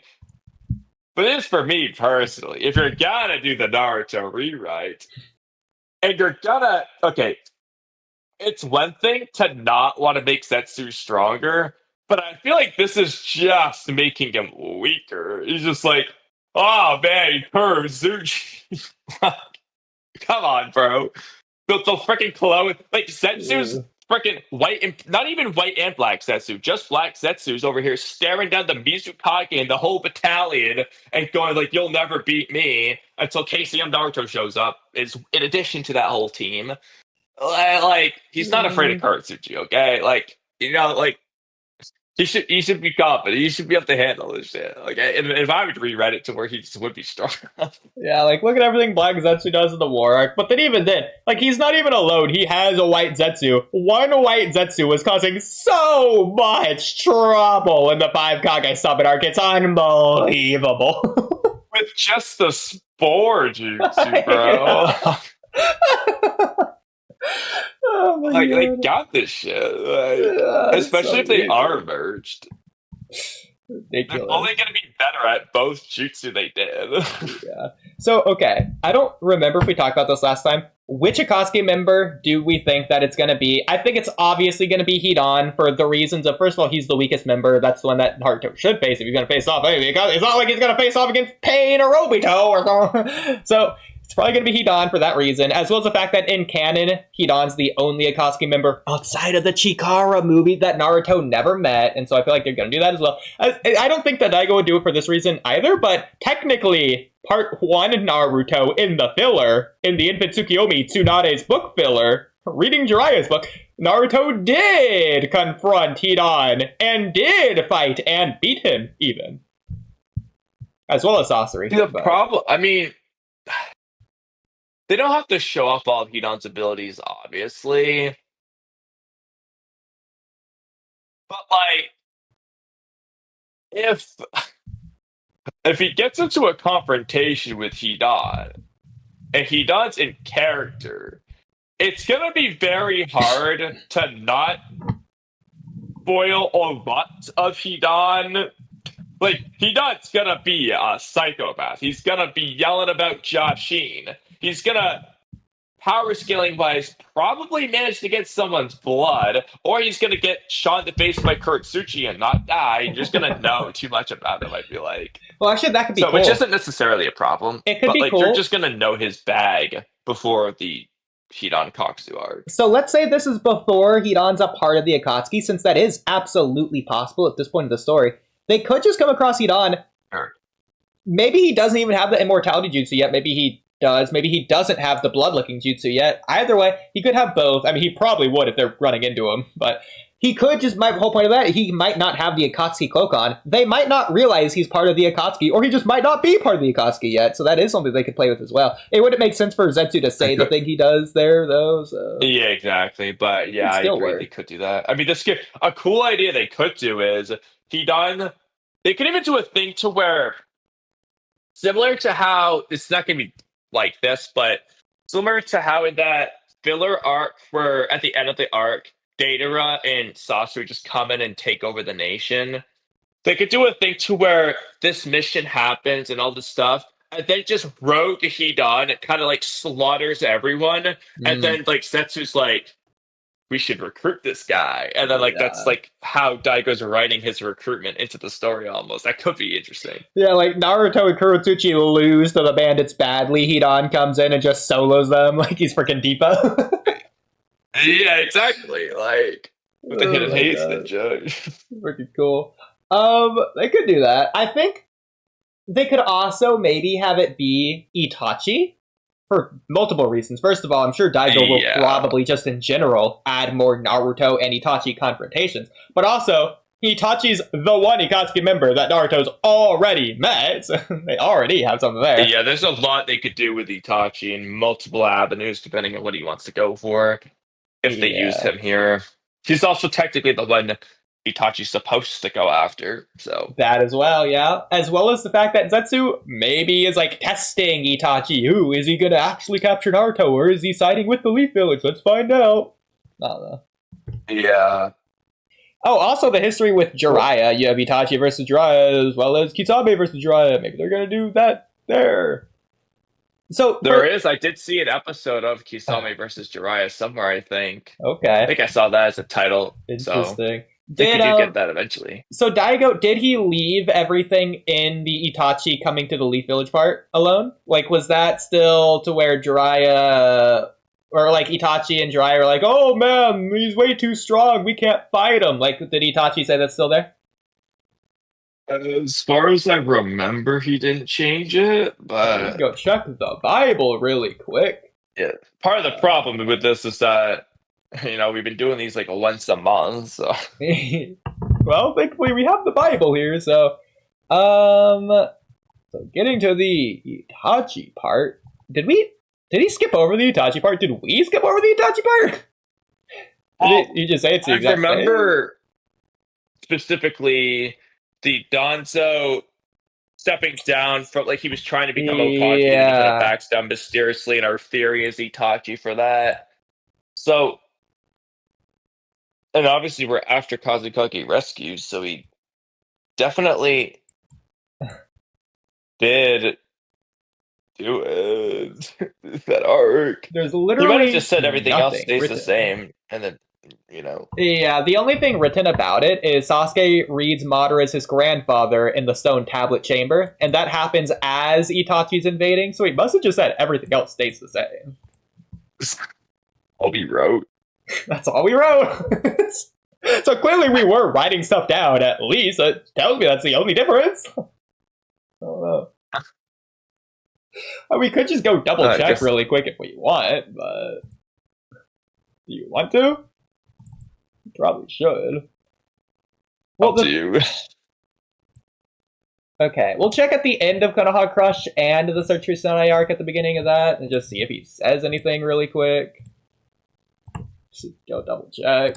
Naturally in the Pain arc when he is first relevant in the series. Everything else in the Konoha Crushing arc goes exactly the same way. We have Hiruzen's funeral now, and obviously Konohamaru isn't there because he doesn't exist, but hopefully with the changes I made, Hiruzen's death will feel even more impactful as he had more of a personal relationship with Naruto, who will be devastated by his death. Even though he pretended he didn't like Hiruzen deep down, Hiruzen was a father figure to him and Naruto really respected him. We also see that Danzo attends Hiruzen's funeral. After the funeral scene is resolved, we get yet another scene with Danzo. He is talking to one of the Root Anbu members and says, "It couldn't be better. Hiruzen is now out of the picture and Orochimaru is unable to threaten the village anymore." He smiles and thinks, "Hiruzen, your sacrifice will ensure this village's prosperity. I'm glad you died that way, like a hero. You spared me the trouble of having to do it myself and you delayed Orochimaru in the process. And now, everything will fall in place once I become the 5th Hokage." We cut to the scene when Itachi and Kisame are overlooking Konoha, just like in the original. The same dialogue happens when we see Itachi's Sharingan, ready to infiltrate Konoha. Please like this video if you enjoyed it. It helps me a lot. There. Okay. Welcome to the rewriting Naruto story here. Itachi, how waste with such a weak air. You have shoot the Hugo words, run.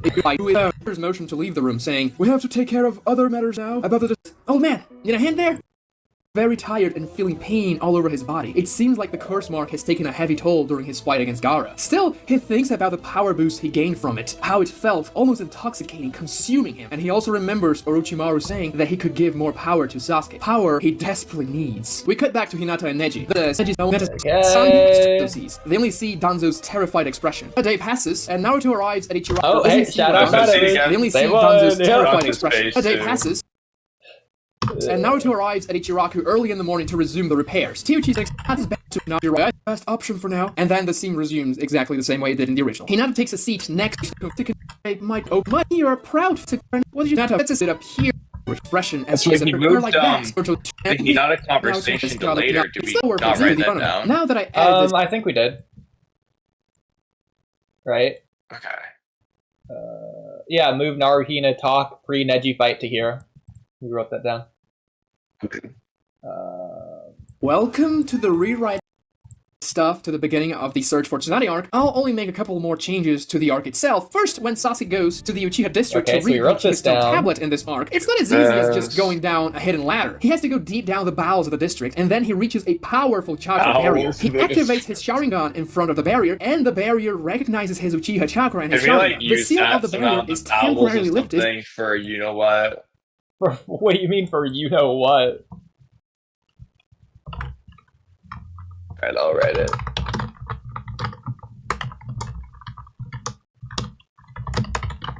Okay. Alright, continue.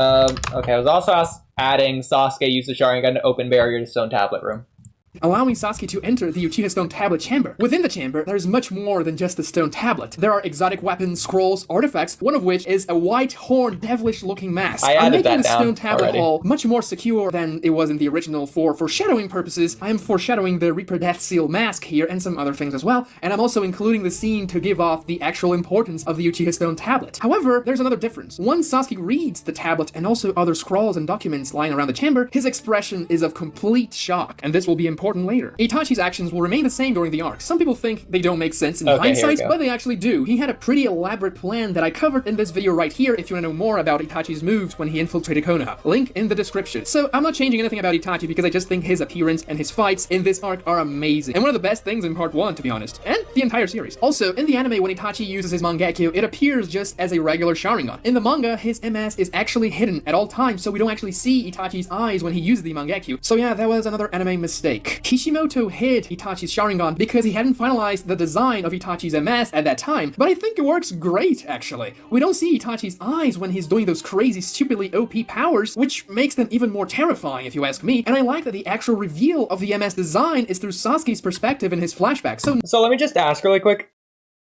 Sasuke, at this point of the story in canon, goes to the Uchiha Stone Tablet room. We don't really know why in canon, and the rewrite...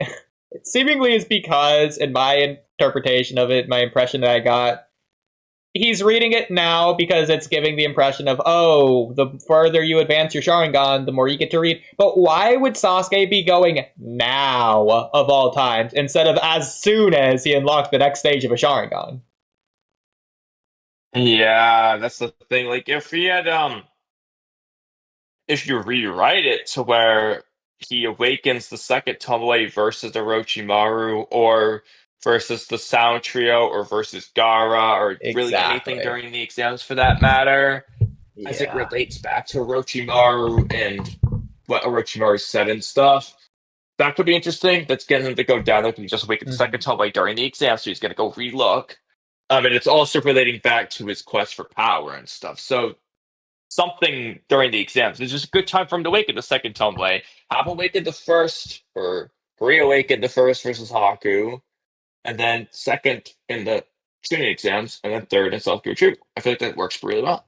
His fight versus Gara would be a really cool place to do it. I don't know if it'd be too much, or maybe it'd be exactly what the scene needs. When he uses his curse mark, this is him overcoming his curse mark, activating his second tomboy is the reason he overcomes his curse mark in order to perform that extra Chidori to hit Gara with. Yeah, so I had a few possibilities. So, going in order, the first is Orochimaru. The scene I thought was the second tomboy awakening. That's a very good one when he overcomes his fear of death, basically. Very good one there. Ben versus Gara, you could either do one of three scenes. The I am an Avenger scene. Yeah. When he does the curse mark. Oh, I skipped over one, sorry. You could also do, interestingly, this might take away from the scene, but I'm going to mention it anyway. When he awakens the curse mark versus Zaku, you could do it there. I'm Avenger scene, the curse mark Chidori scene, or when he tells Naruto, like, hey, run away, I'll hold you off as long as I can, I don't want to see my comrades die. That's blah, what blah, I was blah. thinking as He well. could awaken it there. I completely agreed. That's what I was thinking as well. But then I was thinking the reason I didn't start with that, in fact, I didn't even mention it because you did now. I didn't start with that is because I realized before saying it, he could just have it activated there since he had just awakened it moments prior with that Chidori curse mark. Yeah, it just depends on what you want the meaning of Yeah. his second tomoe to be, because the Orochimaru fight, it's overcoming his fear of death. That's like the meaning behind it. If it's the Zaku curse mark scene, it's relating to his monstrous quest for power, basically. Yeah, I feel like If it's that one. last Gara scene, is protecting his comrades. If it's the I'm Avenger scene, it's I'm an Avenger. Yeah. And then if it's the curse mark scene, that one's the most least specific. It's the kind of, you could spin it how you want it. That one. It doesn't have the obvious instant has to be this answer. Yeah. Regardless of meaning, I feel like the Zaku curse mark one is the place where I least want it, because I want that to just be the curse mark. And if you do Sharingan, that's doing too much. Yeah, exactly. And I agree with that. That's why I said, I was just going to mention that anyway. But it would take away from the curse mark too much. So I agree with that entirely. In terms of fights, the way they're actually written to show off the two Tomoe Sharingan, I feel like the Sasuke one is the best. Or sorry, the Sasuke.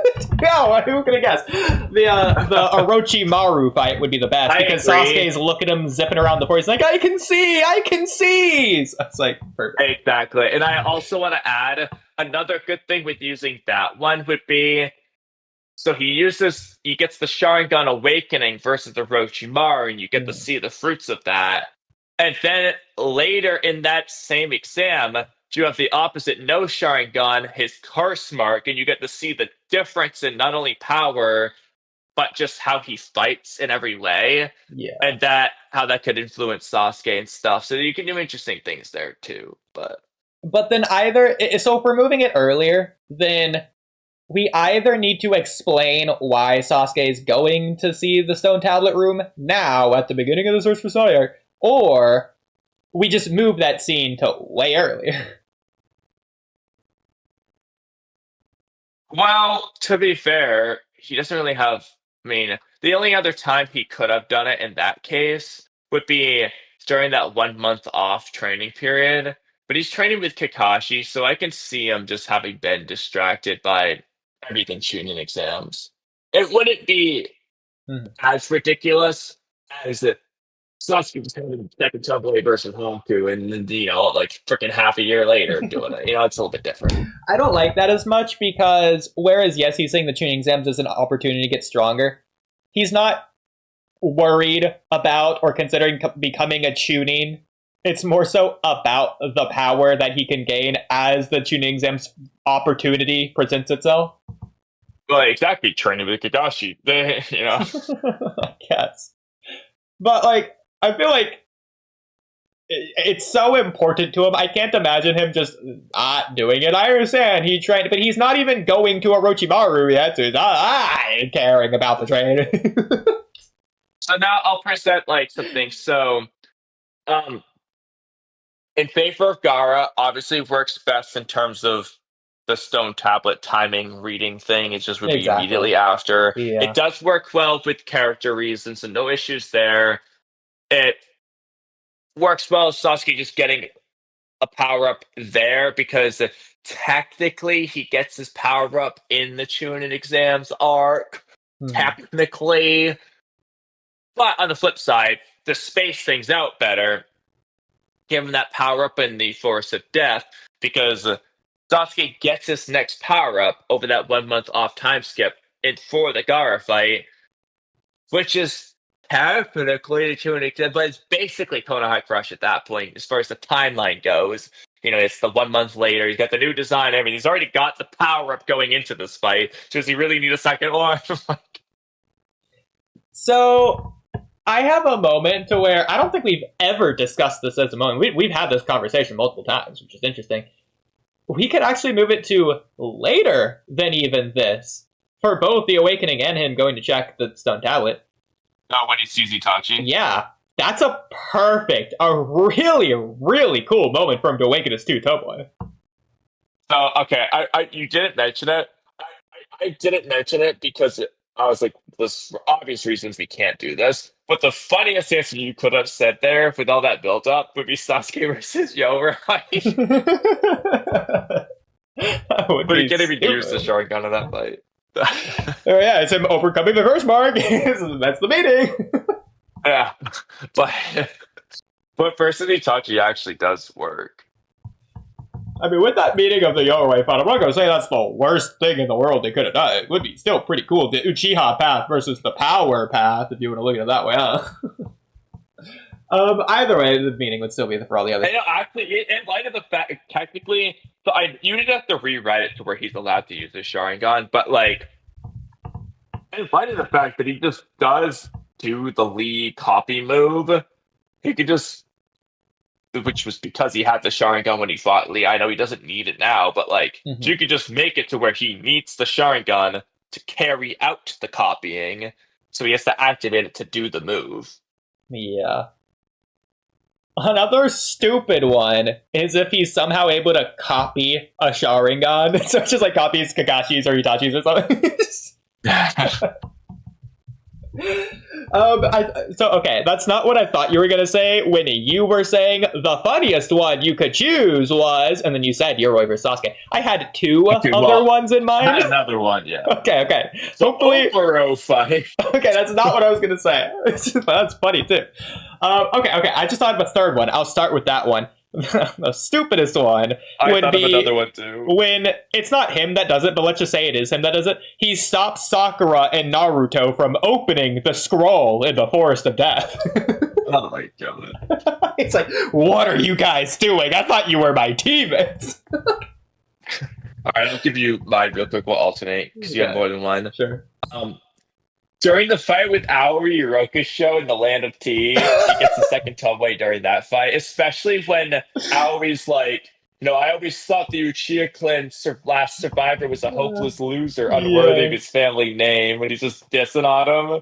Like, that's what prompts him to awaken it. Yeah. Okay, I just thought of another stupid one when he slaps the apple out of Sakura's hand after first waking up. Yeah, actually, though, okay, this is kind of late, but actually, at the start of the rooftop fight, like, he could just have the awakening, like, when he activates his Sharingan, like, near the beginning. Like, unironically, it's not bad. Fight, he can just upgrade it. Well, yeah, what I was thinking of earlier is at the beginning of Itachi Tsukiyomiing him, like, as he does it, that's when he awakens a second Sharingan, because he's being Tsukiyomi by Itachi. It's kind of like when Itachi in Shippuden during the actual fight puts him under Tsukiyomi, and he's, for whatever reason, somehow, by some means, for whatever reason, infusing his eye with the curse mark. It'd be kind of like that. He just awakens it when Itachi does the Tsukiyomi. That could be cool. Did you have another one? Well, I come up with more stupid ones. But... Okay, well, here. Since you said that, you gave me another stupid one.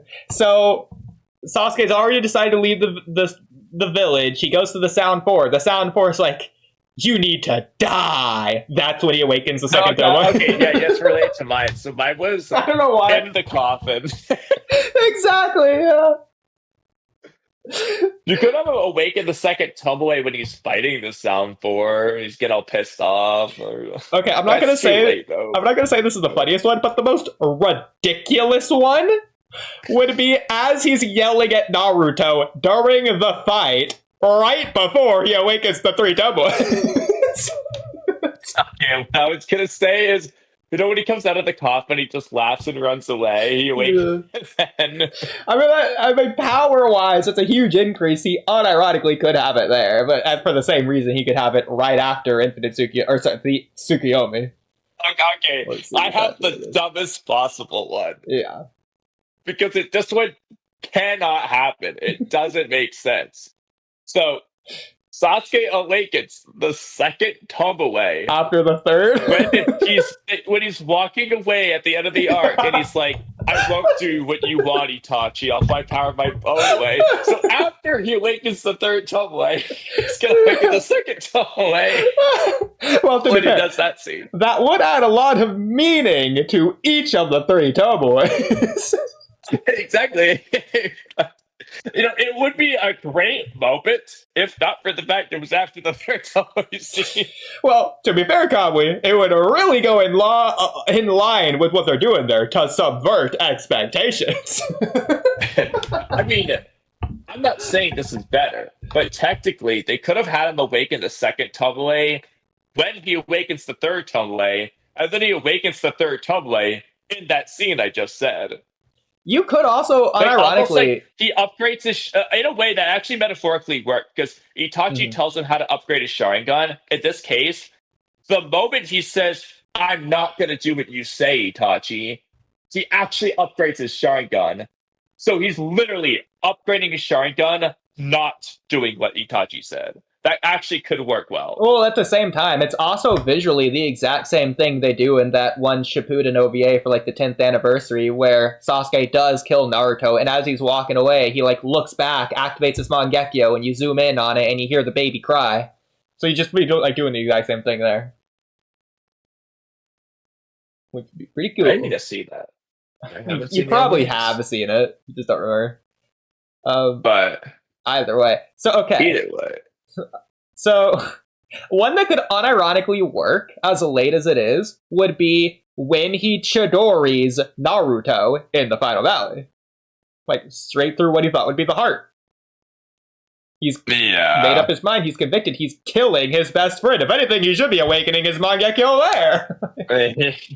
One way to Mangekyo. Well, that's another thing. If you awaken the Mangekyo, I could see someone reasonably make an argument that you haven't necessarily unlocked your three Tomoe. Like, Obito didn't have his three Tomoe at the time. So does he just, by default, automatically get the three Tomoe because he has the Mangekyo? Or could he still possibly awaken it after that? Yeah, I feel like it should depend on the factors. I mean, as far as we can tell, it's all just emotional stuff anyway. Yeah. So if you get to Mangekyo, you probably just by default get three Tomoe. But if there was specific things, like specific emotional triggers for each Tomoe, so like for example, overcoming fear of death, that leads to two Tomoe, let's just say, and then Mangekyo's great loss, or the threat of great loss, or something like that. Those are just different things. If it was that way, then it shouldn't give you three Tomoe. But the way it's been described most consistently, it's just emotional trauma, and that's it. I agree, but at the same time, they're talking about it as the base Sharingan versus the Mangekyo Sharingan. You know, the base Sharingan, the first, second, third Tomoe, it's just more advanced versions of the base Sharingan. Like, I feel like the Mangekyo Sharingan whereas it is an upgraded Sharingan, it's It's also almost like it's a different different. dojutsu. Yeah. Exactly. So it's totally possible. Either way, okay. So going back to one of the funny ones that I originally came up with that I haven't said yet, it would be, wow, he's reading the stone tablet. Like it's a second book. I mean, reading the stone tablet would be important to him, so I can see him being very emotional. That would be the most plot convenient. I mean, that's for sure. Okay, I've got another stupid one that's pretty funny. Okay, Loki kind of works. He awakens the second Tomoe during the written exam, and that's what allows him to copy the movements of the guy he wants to cheat from. Oh, it kind of works. I like that. That's so stupid. Okay, I think I've run out of ridiculous moments. So. Okay, so of all of these, what is your favorite combination? Okay. I did have one more. It was my other one of the two that I said was going to be really funny. So Daigo was saying that in this rewrite, Hiru's like a father figure to him, and he's going to be extra depressed because Konohamaru's not there. Just have it be Sasuke viewed Hiruzen as a father. He awakens the second Tomoe at his funeral. There you go. Yeah. Words. Especially since it's the moment, like, right before he goes to the stone tablet room. In fact, it's like, with that in mind, it's almost funny to imagine him leaving the funeral early to excuse himself to go to the stone tablet room because he awakened his two Tomoe. Yeah. It's like, I gotta go check something out. Yeah, okay. He puts his headband on in the final battle. He's like, oh, actually, Naruto, you're right. Let's go back to the village real quick. I got something to do.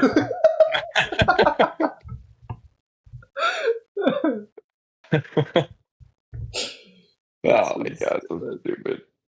No, actually, I got an even funnier idea. So Sasuke leaves the village, right? Mm-hmm. He brings the tablet with him so he can read it when he gets the Mangekyo. Well, we've talked about that in the past. Is it that as you attain higher forms of the Sharingan, you can remember what the stone tablet looks like? Can you just instinctively have the knowledge? Or do you need to actually look at the stone tablet with the new Sharingan? Because it'd be weird if Sasuke just doesn't know what the stone tablet says all that time. Like until the freaking war arc. So he even sees it then off screen. I mean, they don't even show us him actually reading it other than that one scene. Exactly. Well, but that was my... Okay, you can let me know your interpretation of that scene in canon, because we have been going strictly without the canon. In canon, I got the impression that he's not going there to read it because he got a new shard. It's not something specific. He's not going out of his way in particular to do it there and then. It's just part of his routine, like as a reminder to him about Itachi's things, because it's important. It's like it's his night schedule. This is something he just does. Every time he brushes his teeth, he goes there. I think it's something he just does regularly. He just reads it.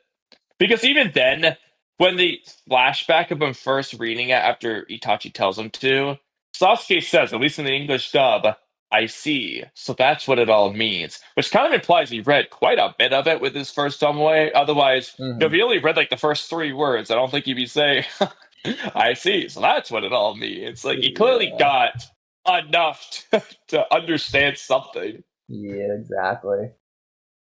It feels so weird that he would confront Itachi for the final fight, though, before reading more of the stone tablet, though. Like, that was like one of Itachi's final things that he told him. Regardless of the Mangekyo, Sasuke should just let it know. Man, when he freaking went to the Uchiha hideout to get the Edo Hokage revived, he just said, like, hold on, Orochimaru, let me read this real quick. Yeah. I don't know. Maybe, like, Itachi showed him... opinion on it or something, like... Then again, we still don't really know what it says. It's just basically infinite Tsukiyomi. Do that, Uchiha. Exactly, bro.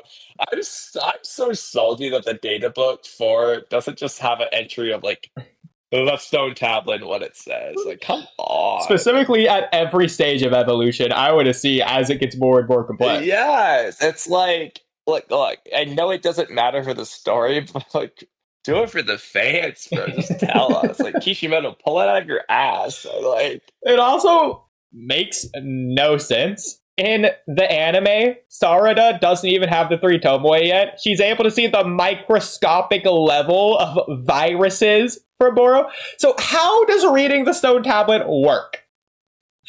The way I interpret it, because I know this doesn't make a whole lot of sense, but I think the Sharingan and the Rinnegan especially are just good at deciphering like code language. Because in the Boruto movie slash anime slash manga, like they're trying to decipher Kaguya's scrolls, and Sasuke made a comment about how even with my Rinnegan, I couldn't decipher it. So he's making a deal like his Rinnegan helps him decipher. So I think the Rinnegan just deciphers of the language that Black Zetsu wrote it in. It makes me wonder, like, through Kaguya's Rinne Sharingan, if Sasuke stole that, could he have read it? Or, like, I don't know, the Jogan? Like, how high do you need to go in order to read that? But then I'm wondering, like, what Zetsu did. Like, did he, like, he wrote in English, then he wrote in Spanish, and then he wrote in Japanese? Like, he just got harder and harder? Like, what did he do? I also want to know, aside from the stone tablet, I just want to know what was in Kaguya's scroll, since they apparently deciphered the whole thing. Because, let's be honest, she didn't write a whole ass freaking scroll to say, ooh, Momoshiki Kinshiki are spooky. There's more. Exactly, like Sasuke, like, Naruto asked what was in that scroll, and he said the gist of it is that, like, I want to know the specifics. Like, they had, like, a billion words on that screen. Exactly. Like, you know how long a scroll is? I understood for the story of why they would do all this, but, like, in universe, why did Kaguya write that down on a scroll and leave it behind? Like, who was she trying to warn? Well, it was in her ice dimension too. She worried that she was going to forget.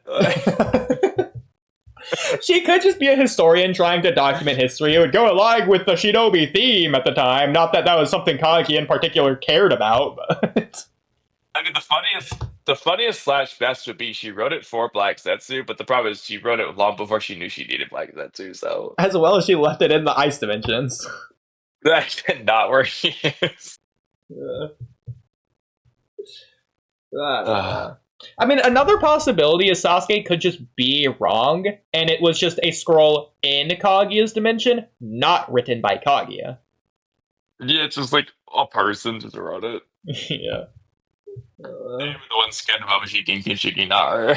Yeah, it's Flynn Shiki wrote it. Or Shiki wrote it, the troll. He was there the day before Momoshiki Kinshiki. He saw Sasuke scooping around. He's like, I can play with this. It's like, this will make Momoshiki mad. That's the best interpretation. I love it. It's right specifically about them. Yeah. Oh my god. Okay. Like that, we're not even on the rewrite video. We're on a different one. We spoke like for over half an hour on this. We haven't even got our answer of whether or not he's changed anything with the Itachi thing. Seemingly it's a no, I just want to confirm. So let's do that. No need to change any of that. The last change I'm making to the Search for Tsunade arc is just something that would naturally happen because of the nature of this rewrite. The fourth Hokage is mentioned a lot during this. Yeah, okay, and the rest of it just is the actual Search for Tsunade arc, so everything with Itachi is just the same. Okay. So with that in mind, back to so we caught up to where we left off last time. 12:20. Don't know when you want it in, but we could switch to rewrites. So, that's what I was gonna say, because I still haven't started cooking yet. You need to do that. I should start doing that now. Yeah. So then the question is... Oh, hey, by the way, you were right. So the Jiraiya versus Kisame does exist. It's the next episode. Oh my god, it wasn't just I was right. It's the next thing. Maybe it is. Before Tenchi Bridge as well. Maybe, okay. Low key, yeah, I think he is going to send Itachi and Kisame. That's why Jiraiya fights. Or maybe he just sends Kisame. Because we were talking about this last time. Is this going to be a two-parter or not? It looks like it probably is based on that. It'd be weird if Jiraiya fought him before Tenchi Bridge. So. Probably. Interesting. Okay. Yes, I'm guessing it's going to be a lot of Naruto and Kurotsuchi meeting Itachi, and then at the end of the episode, Kisame and Jiraiya show up, and then you go into it from there. It's a lot of Naruto talking to Itachi, probably. Okay, so I hate to do this, but for the meme and the wisest use of our time, I think we should do the rest of this just our own rewrites, and then maybe tomorrow, if it's not too late, we can try to finish this. And if Cam doesn't do things with us either. Yeah. Okay. I do have to work Thursday morning, though, so I cannot be doing what I am today, which is keep going. But I'm going to go start cooking. Okay. And real quick, the stuff we wrote in the Bible from last time. Naruto learns Wind Style Gale Palm. Kurotsuchi re-meets Naruto. Jiraiya trains with Naruto inside a Jiraiya barrier for sensing. Naruto uses shadow clones to cover large areas when scouting. Kurotsuchi was promoted from captain to jonin after the crystal mission. That's all literally things that we already looked at tonight as well. And so, yeah, we just did do a good job recapping, I guess. Didn't list or miss anything there. Well, we added some new things for sure. But anyways, I already know everyone watching this is going to be pissed. Well, shout out Zarek Wilson, who looks like got timed out by space. I wonder what they were saying. Space, can you tell us what they said at least? I clicked one message. Look what they said. Oh, wait, you can't see my screen here. I'm going to share my screen. Funniest thing they could have said. There you go. I clicked one view deleted message. That's what they said. Oh my god. Space, you unban him right now. I really hope Mela doesn't watch this. Oh, it's so That's funny. too funny. Because you already know. He'll get the mellow jokes. Yes. Wait, why are you guys shocked? Is Zetsu still here? You really expected Daigo to ride a Black Zetsu? Whatever. Daigo makes it really clear that his dislike Black Zetsu retcon is Kaguya, not before Zetsu. Yeah, but he doesn't want to touch Kaguya with a 10-foot pole, which includes Zetsu. We did say that last time. Wow. Touch Kaguya with a 10-foot pole. That was good. I love that. They should come out with a puzzle-style book where you decode everything, you get the message that's on the tablet. That's funny. I like that, actually. That'd be really... I would, like... That could do pretty well. For, like, a Naruto puzzle book, I would want that in there. That's really cool as an idea. Like, Kaguya's girl... Yeah, like, we do a lot of things for that, honestly. We can do all the barrier jutsus. Maybe one for the original and one for what Zetsu added. Yes. Momoshiki and Kinshiki are 3 strong, 5 me. Alright. Basically anyone to any Uchiha, even other Uchiha. I like your eyes, and I want your eyes. We can do this the easy way or the hard way. The choice is yours.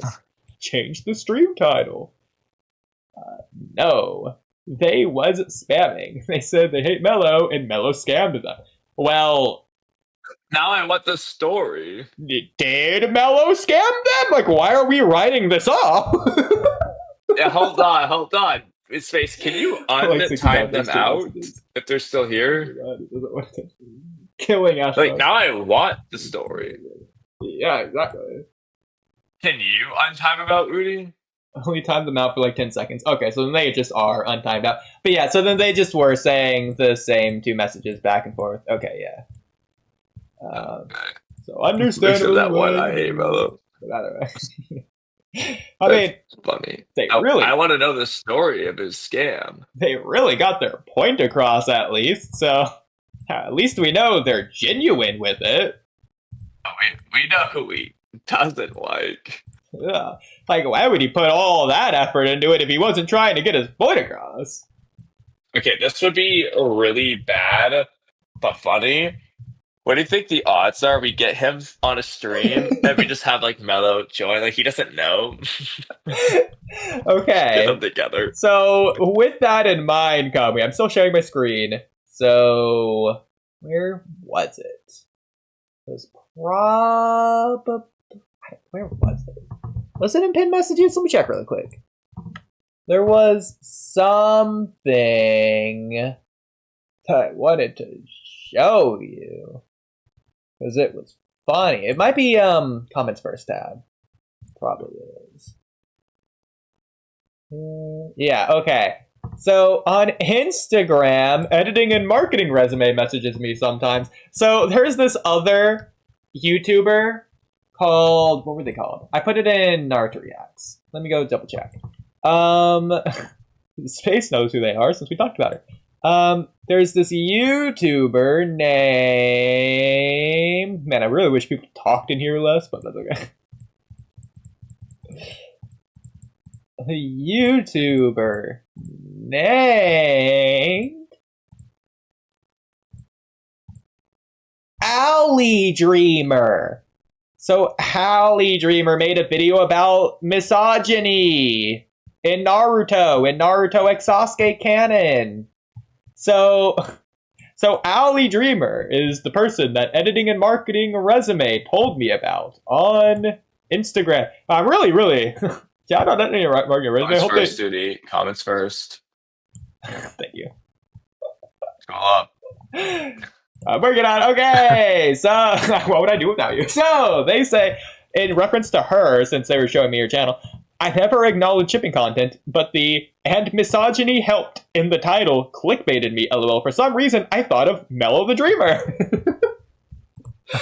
And he also said, I should not say this, which is why I wanted to read this off, why I wanted to say this, but I should not say this. But she is like Mello's twin sister with a polar opposite political view. More mean the way they narrate their videos. So, you already know what I told them. We absolutely have to get Owly Dreamer on at the same time as we get Mello on. The two dreamers. Yeah. With the most extreme. You gotta get the rack on there.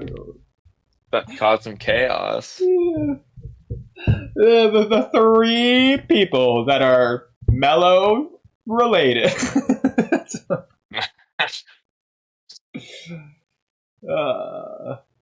Anyways. Axel is not back, so I guess they left. Or sorry, Zarek is not back.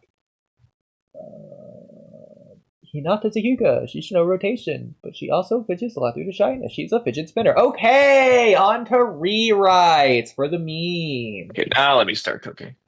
Yes. Did you have one in particular in mind, or did you want me to do one? Well, let's see here.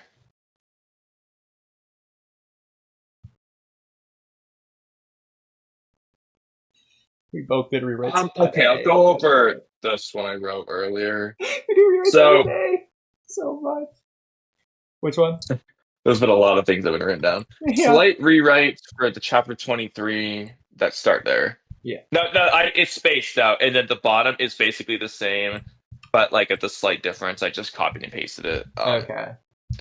So, slight rewrite for the chapter 23 Kawaki arrival when it comes to Ada and Koji. So, like, when it comes to this, like, I know I'm the one who cares more about this than anyone else, but... Yes. But, I mean, still gonna address it. For reference, Kamui, it's not that I don't think it's bad. It's that I can easily look past it without needing it to be fixed. It's just bad. Yeah, whereas I want to fix it. Yeah. So... instead of Ada being surprised to see Kawaki and being like, gee, what the heck's going on? In reference to that, maybe she could do the following. All dialogue is theoretical and feel free to tweak it as desired. So, Boruto's being down, Koji's very upset and worried. Koji can say something along the lines of, it's no good, it's all over now. And then, this is version 1, by the way, so the version 2 is going to have some changes. Mhm. So Ada would say, what about Kawaki? Does he not make it in time? And then Koji would be like, Kawaki? He doesn't show up and he's confused and he gets cut off by his updates. And then he does this whole, these are new visions, whatever he says. And he tells Ada to be quiet. She asks what's happening. All that's the same. And then Kawaki shows up. Ada's surprised, goes, Kawaki? But I thought you said, like, Koji, what's happening? And everything else would be the same. So the change here is that Ada did originally think Kawaki might show up since she watched Boruto and Kawaki's conversation, but Koji indicates that Kawaki won't show up. So when Kawaki does show up, that's why Ada is confused and asks Koji what's going on. We would complain about that though, because it's a little bit it's fine, but a little convenient that Ada doesn't mention it until the last possible moment. In which case, are we arguing that Ada's dumb here? Why wouldn't she say it? But regardless of Ada, we would also be... This makes 10 Directions a little bit less clear on... Is it because Kawaki showed up that Koji's getting this update? Or is it because whenever you tell someone with 10 Directions the new futures, or whenever they're made aware of it, that's when they get the update? It's like if Ada hypothetically said it like 30 minutes earlier, that's when he would have got the update. Yeah, I agree with what you just said there. So those would be additional concerns in addition to the one I was about to say. Well, the second one isn't much of a concern. It just makes 10 Directions a little bit more confusing. But if anything, that's good, because then we have more to talk about. But we already have enough to talk about as it is, so maybe it's not good for us. But before the second one, I don't like this one as much, because regardless of Koji and Ada, in universe, in character, for the audience, it's like, probably shouldn't be saying that. I know that. Well, exactly. Kawaki shows up right after anyways. That's the one I say. This technically spoils Kawaki a couple panels early. Okay. The big reason. Yeah. So as I said, the second version is the preferred version, but I was using that to like. Oh, I already agree. So, second version, everything is almost exactly the same. Boruto's beat down. Koji's upset. Says, "Oh, it's all over," and Ada instead would say, "Does no one try to save him?" or something along those lines. And then Koji would be like, "No. In every future like this, Boruto inevitably dies or he gets cut off, whatever, and then he gets his update. And then everything would be the same." And then Ada would say, "Kawaki? But I thought you said no one saves him. Koji, what's happening?" That's way better. In this case, no one directly mentions Kawaki, and Koji says, "No one saves Boruto," which might arguably make it even more surprising when Kawaki does show up. I like that. So this way would be better. the better version. Yeah, it's not only better than the other version, it's better than just the canon. So yeah, it's just the most preferred version. Exactly. Sure. I like it, yeah. So that's how I would do it. That also doesn't mean that Ada doesn't know. She's just... You could say she's asking because she doesn't know. You could also say she's asking, alluding to Kawaki, but... Well, from her perspective, she'd be thinking... Because she would be thinking in her head, Boruto and Kawaki... Like, Boruto, they talked about this, and she's like, does no one try to save him? Like, she's confused. She doesn't say it, but that's what she's thinking. So then when Koji says no one saves it, she's not going to say, but Boruto and Kawaki had this plan. She would just believe Koji at that point.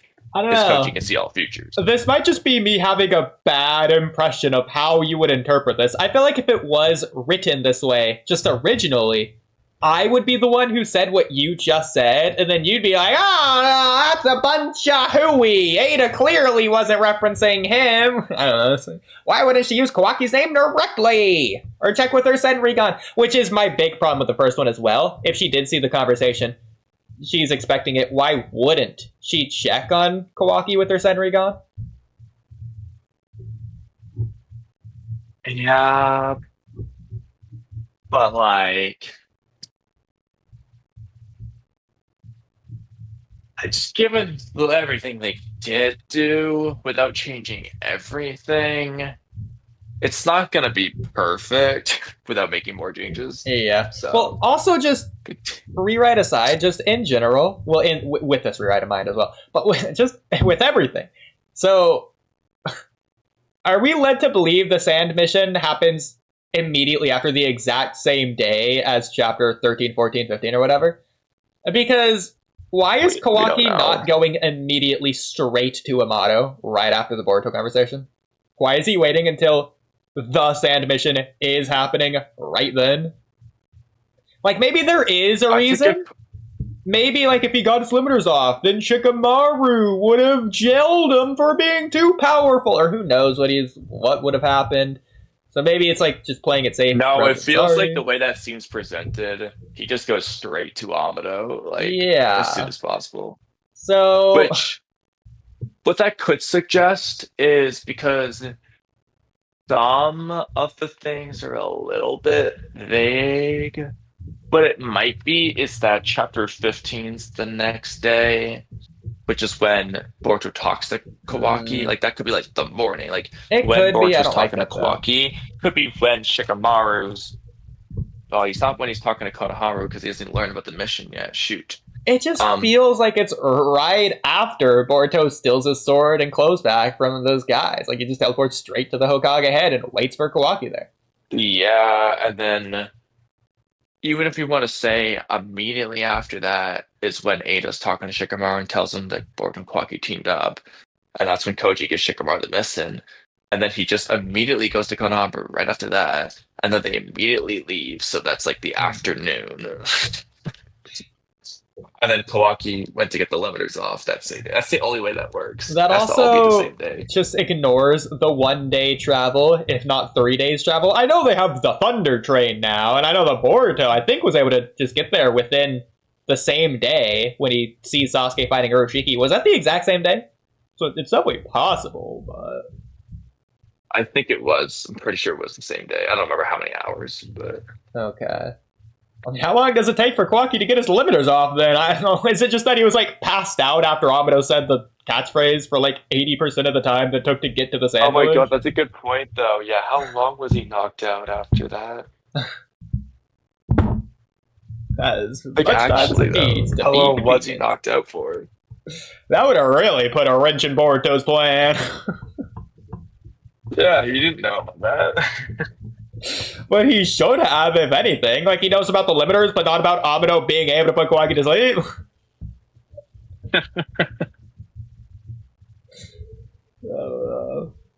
Like, regardless of 10 directions, I feel like Koji just should have told him that Amado can do that in general.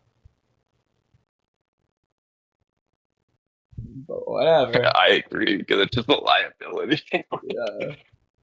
It's ridiculous. Either way, it's just weird. You can do the next one. Okay. Should I do a recent one or an old one? I'll let you choose. Do an old one, because I did a recent one. Alright, I like that. Okay, just gonna scroll up to a random one. Then I'll do an old one, then you'll do a recent one. Okay, like let's do this. So I don't remember why I wrote this or what this really is, but Edo Tensei's strength should be based on the strength of the living sacrifice person rather than the strength of the user or the completeness, quote unquote, of the jutsu. Does that make sense? Yeah, so my question with you would be, is it A, like, for example, you have a strong person like Hashirama, and let's just say part 1 Sakura is the sacrifice. Is he going to be exactly part 1 Sakura power, but with his abilities that whatever he can use with that power? Or is it going to be like heavily influenced by the sacrifice, but because it's Hashirama, it's still going to be amped from Sakura, but like nerfed by Sakura? Like, you know what I'm saying? Like, is it a balance between the two, or is it solely the sacrifice? I'm glad you say that, because I actually hadn't considered that exactly. Both ways could absolutely work. So yeah. I was thinking about it in one way rather than the other. I wasn't thinking about it in terms of Sakura level, but with Hashirama abilities, like exactly Sakura's level, but that absolutely makes sense considering Edo Tensei is the soul in that person's body. Yes, I know it's like the ash wrapped around it, but like that's the vessel, the container for their power. Even at the very least, they should be nerfed based on that person's chakra reserves. That should be the case. So then what you could get into with is, and rather than the complete versus incomplete Edo Tensei. No, none of that bullshit. Orochimaru had the complete Edo Tensei in part 1. It's just But Keen and he Zaku are weak. used Zaku and Keen, which is Exactly. why, in this case, and obviously, Shirama and Tobirama were not Zaku and Keen level, Yeah. so it wouldn't be that, but it would be like nerfed by them in this case. Yeah. Whereas Kabuto would have just gone out of his way to get like the strong, like basically, for example, Futorine is a good example. I was thinking that as he well. used an equal sacrifice for the person he was going to bring back. He would be purposefully picking strong people. Now the problem gets into like, so Madara he amps separately, so that can play a role there. But like, who is he sacrificing for Kimimaro, Hanzo, like the really strong people that don't get sealed or so on? I have a couple options. Moo. Options. So first of all, we were already talking about this previously. You could have Killer B be captured and killed through Edo Tensei or sacrificed for Edo Tensei. You could have Conan, instead of killed, strangled to death. Obito just captures her, censoring Kamui. You could have Team Taka. They don't do anything afterwards anyways, so Suigetsu, Jugo, Kari. You got a good point, actually. Kabuto could kill him. I mean, Orochimaru, you could have him use his own body since he's doing the body transfer jutsu. At the exact same time, making Edo Tensei. That's really funny. You could have the like one of the original white Zetsus or something too if you wanted. I was thinking that too. Yeah, definitely do that. People beyond that gets a little bit weird. It depends if what you want to do, because exactly the 5 Kage. For example, I'm glad that Tsunade could. You have Kabuto kill Hiyashi to revive Hizashi to fight Neji. Stuff like that. Yeah. And okay, technically if you really, really wanted it to work this way anyways, you could just have Obito's Rene Tensei bring back whoever you want in addition to Madara. It's just Zetsu added Madara instead of changed it to only Madara. Yeah. So it could have just been reviving all the Edo Tenseis to be their original person if you really wanted to bring all those people back. But, like, I don't think you need to. You could just reduce the cast of characters since they don't do anything in the later war arc anyways. After the 5 Kage fight Madara, what do? Tsunade's heals them. They go to the battlefield. What do? Exactly. They fight Guru. I mean, Orochimaru's going there anyway. No, they don't. Okay, Edo Hiruzen fights Guru off screen. The 5 Kage do not fight Guru. I'm not gonna give you that. Yeah, just have the 5 Kage be the Edo Tensei for the Hokage. That gets them back. Oh. Right? Yeah, since Orochimaru goes there anyways, you might as well. Yeah, and then you could just have Tsunade not be sacrificed because he likes Tsunade, and then you have the 5 Kage in this case. Just one of them's not Edo Tensei. I like that. There you go. It's freaking cool. Yeah. Okay. I'm honestly down. The only one that I'm sad about though is Gaara. Like, poor Gaara. I don't want him to die. Yeah, well, I mean, if you have Obito used Rene Tensei anyways, you could bring him back, so it doesn't really matter, but I don't know. Well, can you if his body's been Tenseified? I mean, if it's inside of the Edo Tensei and the Edo Tensei needs a living sacrifice, Kishimoto could just write it to where they use the the Rene Tensei on the Edo Tensei. The ash just, like, explodes around them, revealing their inside bodies. Or just, whatever they're gonna do with the soul thorns, stick them in the tree, just have the same process there with Edo Tensei, Rene Tensei. There you go. I don't know. Random. Can you Edo Tensei a Zetsu? A specific Zetsu? Depends on, I mean, is there soul in the Pure Lands? And to clarify, not Tenji, but Zetsu. Yeah. But likewise, can you bring back at all any of the people that Orochimaru stole the body of. Because, yeah, it's the body transfer jutsu or whatever, but, like, Orochimaru is, like, devouring their soul based on what we see with Sasuke, so it's like, I don't know. Yeah, their soul, like, stays with him, almost. It's weird. So, yeah, do they just never go to the Pure Lands? I don't think so. It's weird. I don't know. Either way. So I'm glad that you're at least on board with this. I'm not going to say it's better. It's just different. But it was just at least a cool idea I thought of. If anything, it makes more sense. Not that it doesn't make sense originally. It's just less convenient this way, in my opinion. Yeah, I agree. Okay. Oh, I just realized also, since it does add more restrictions to the otherwise insanely overpowered jutsu. So. Yeah. Also, technically, using the 5 Kage for the Edo Hokage, well, Hashirama and Tobirama are complaining about how nerfed they are anyways at that one point in time. I can sort of explain it if you want to use that too. So there you go. So who do we want to write to be Madara's sacrifice? Well, like you're saying, Kabuto's modifying him anyways, but something you could do that's cool. Okay.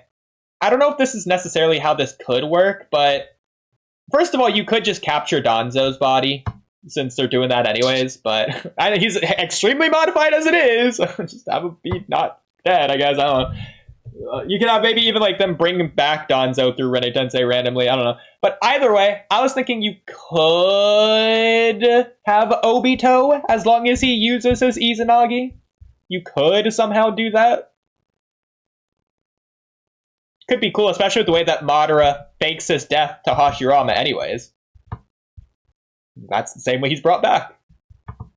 Thoughts? Do you not like that? Because I could easily imagine why you wouldn't like that. I guess you would just have it be to yeah. I'm gonna need you to repeat that because something was messed up with my like little mini oven thing I have that I cook my vegetables in, and I've been trying to. It's messed up. Well, don't set your house on fire. And I got distracted by that. Okay. So I was saying that... Well, I think you heard the Danzo part, so I was listing a second character. Did you hear the second character? No, I heard Danzo, and then at that point I got too distracted. Sure. So the second character I was saying is you could have Obito use his body, and he just uses Izanagi. I don't know if you would like that, but... Because the Izanagi body just does vanish out of existence because it's rewriting reality or whatever. But you could just have it be where it just doesn't do that, and the corpse just stays. Like in the Danzo fight, you just have like 7 Danzos laying on the ground. It's just that easy. So we can disregard it due to a different problem, which would be Kabuto's blackmailing Obito with this in the first place. So Obito's not just gonna do that. Okay. The funniest interpretation. Kabuto stole the body that Conan blew up. Despite the fact that he couldn't get Jiraiya's body at the bottom of the ocean. But whatever. You just have to be watching from afar. I don't know. It's an idea, yeah. Maybe Zetsu brought it to him. I don't know. Zetsu recovered it. Just do that. He's recovering. He's already recovering Madara's true body somehow anyways, for whatever reason, giving that to Kabuto in the first place. So I don't know. Sort of makes sense, I guess. But I was also thinking it's technically very cool because Madara faked his death to Hashirama using the Izanagi. Obito's bringing Madara back using the same technique. That is cool. There you go. Yeah, also the one that Madara entrusted himself to, so I like it. Oh, also, the fact... Okay, this is extra cool. I just thought about this. The fact that Obito isn't just following in Madara's footsteps, he literally calls himself Madara. And in this case, he basically is. Even going off of that, after that moment is when he starts calling himself No One. Going into the war. that adds an extra layer to that, which is even cooler. I mean, even for the audience, we're wondering who's behind the mask, yet they're saying that it's Madara, and for maybe a long time, the audience believes it, but especially once we get to the war arc, especially once the real Madara Edo Tensei is revealed, well, who's behind the mask? Well, they're really high. So they're still already questioning who it is. Is it Madara? Is it not? So it's just cool to have this as that idea to go along with that. But yeah. I think that just makes that whole idea just all the more in-depth. Just better, cooler. So I like it. But either way, that's that rewrite. Did you want to do the next one? A little bit inconvenient timing. I could do another one if you want. Since that one was written. I found one that's short. Okay, that I can read real quick. Okay. Not saying this would be better or worse, but what if Kabuto really was a sorcery spy? Like, actually on Sorcery's side. What would Kabuto do when he finds us the Leaf Ninja? What would he do after Orochimaru versus Naruto? Where does this character go? This could also work well with the part one Kabuto stuff, like the betrayal stuff as well. That's especially what I would like. It's a premise. What do you think? So, I think that's a big change. So now we have to talk that out. It's like a whole rewrite, but it doesn't matter too much once Orochimaru's dead, which is pretty soon after this arc anyways.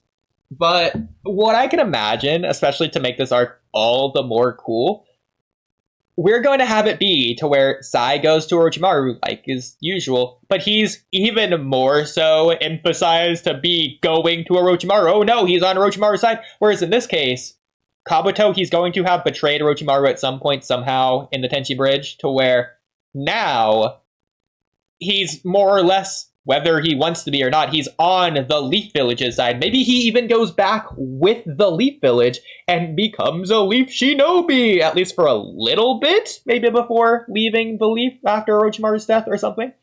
But I think it's especially cool if he's like joining the Leaf because Sorcery told them about this, so Sorcery was like on their side. If he's on a Sorcery side, then he's on the Leaf Village. Smoke alarm's going on. Are you okay? Yes, I don't know why. You know, that I cook eggs like all the time. Uh-huh. You're acting like I've never cooked eggs. I know. Okay, well, how I cook them every time. While Kamui's dealing with that, let's check the YouTube comments for the meme. Sasuke's pretty powerful. He can summon snakes and a hawk too. People said Moegi having wood style was yes. I disagree. It's obviously because of her family tree. Ah, I see what you did there. Ha ha ha. It's a funny one. I've always held that Naruto should have died in the final fight with Sasuke when he tripped while holding a Rasengan made from his little last bit of chakra. Yeah, I mean, Sasuke gets on top of him and starts just beating him down. It's kind of weird that Naruto had the strength to just do a sit-up with Sasuke sitting on top of him in order to headbutt him so hard, Sasuke flew backwards off of him, but whatever, it's Naruto. Pretty strong. If you Edo Tensei Zetsu, wouldn't it become the person who got turned into him instead?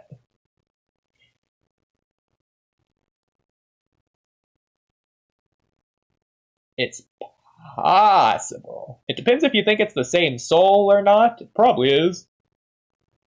In which case, I think it'd be Zetsu, not that person. I think you'd have to do some other reversification process. The Rasengan Naruto was holding would have realistically exploded when it hit the ground hard, right?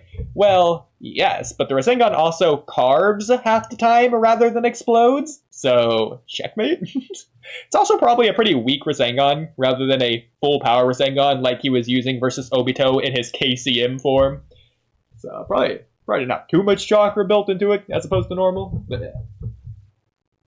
Depending on what Kishi needs it to do in the moment. Exactly. Same with the Chidori, either piercing or exploding, which is in my case even more ridiculous than the Rasengan, but either way. That being said, caught up on chat. Is Kamui good? Hello. Hello. So, back to your rewrite. If you wanted to. Thoughts? So, yeah, I forgot what I was saying last, but yeah, so Kabuto, I think, could go to the Leaf Village, which I think would be really cool. What I'm especially imagining, there's scenes like this in a lot of anime. I think Naruto has it at a couple points as well. Whenever two different villages capture the other person's shinobi, they'll like go to a bridge and do a trade to where those people walk across the bridge with both of the villages on like the other side of the bridge to make sure nothing goes wrong or any shenanigans afoot. Usually something does, rather than them just peacefully walking back, then everyone goes their separate way. But that's what I'm imagining, to where Orochimaru and the Leaf Village are sending back Sai and Kabuto, whether it's in the Tenchi Bridge arc or a following arc, and something goes wrong. And that could be cool. Maybe Kabuto tries to kill Sai, or Sai tries to kill Kabuto, or they both try to kill each other, or an explosion happens from a third party, or Orochimaru or the Leaf Village turns on one of them, and something crazy happens from there. But I'm especially imagining a scene like that. That could be cool. Yeah. Did you have anything to say on your rewrites, since you wrote it down? I didn't really have anything in particular in mind, to be honest. I was just thinking of the premise, and I kind of stopped. Okay. Interesting. So, do you like all of what I said, or do you think you would do something else? Would Kabuto go back to the Leaf Village, or would he be a third party? He might be a third party in character, but the problem is he might just have his Orochimaru death mindset just post Tenchi Bridge because he lost his True Master sorcery. Finds that out. So in this case, he might just be trying to take down Orochimaru or something. There's a lot of things he might do. Part of something that could be cool is we're just going to, as cool as this sounds actually pretty cool. We're going to swap Sai and Kabuto's goals in this arc to where Kabuto wants to kill Sasuke. Because for whatever reason, maybe he does love Orochimaru. He doesn't want Orochimaru to get that body because he's too obsessed with Sasuke. Orochimaru needs to be so... I don't know, something that they could also have be to where he's trying to underhand Orochimaru and screw him out of his vessel or whatever, so he can kill Orochimaru or whatever else he wants to do there. So either love or hate Orochimaru, Kabuto could be planning to kill Sasuke. Sai, on the other hand, could be all for Orochimaru, think he's the best guy ever because Danzo does have his secret alliance with Orochimaru still, instead of trying to betray Orochimaru. Yeah. I have that loose end. Which is really cool weird for him to do. For him to kill like, as if Orochimaru's not going to blab to the leaf about Danzo after that one. What's he planning?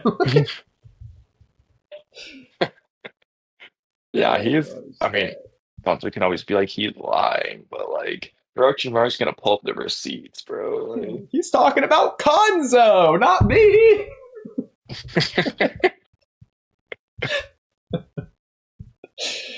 Orochimaru will literally be able to blame him for the Akatsuki, bro. Yeah. But it depends what you want to do with Danzo at this point of the story, especially. It's possible Danzo doesn't have his arms yet, and Sai was going there to get the Sharingan or the arm itself for Danzo to get that new arm. Or maybe even the stealing thing to steal his arm. Or, I don't know, maybe Shisui's eye. Maybe Orochimaru had it all this time instead of Danzo, and that's where he gets his eye. Lots of things you could do there.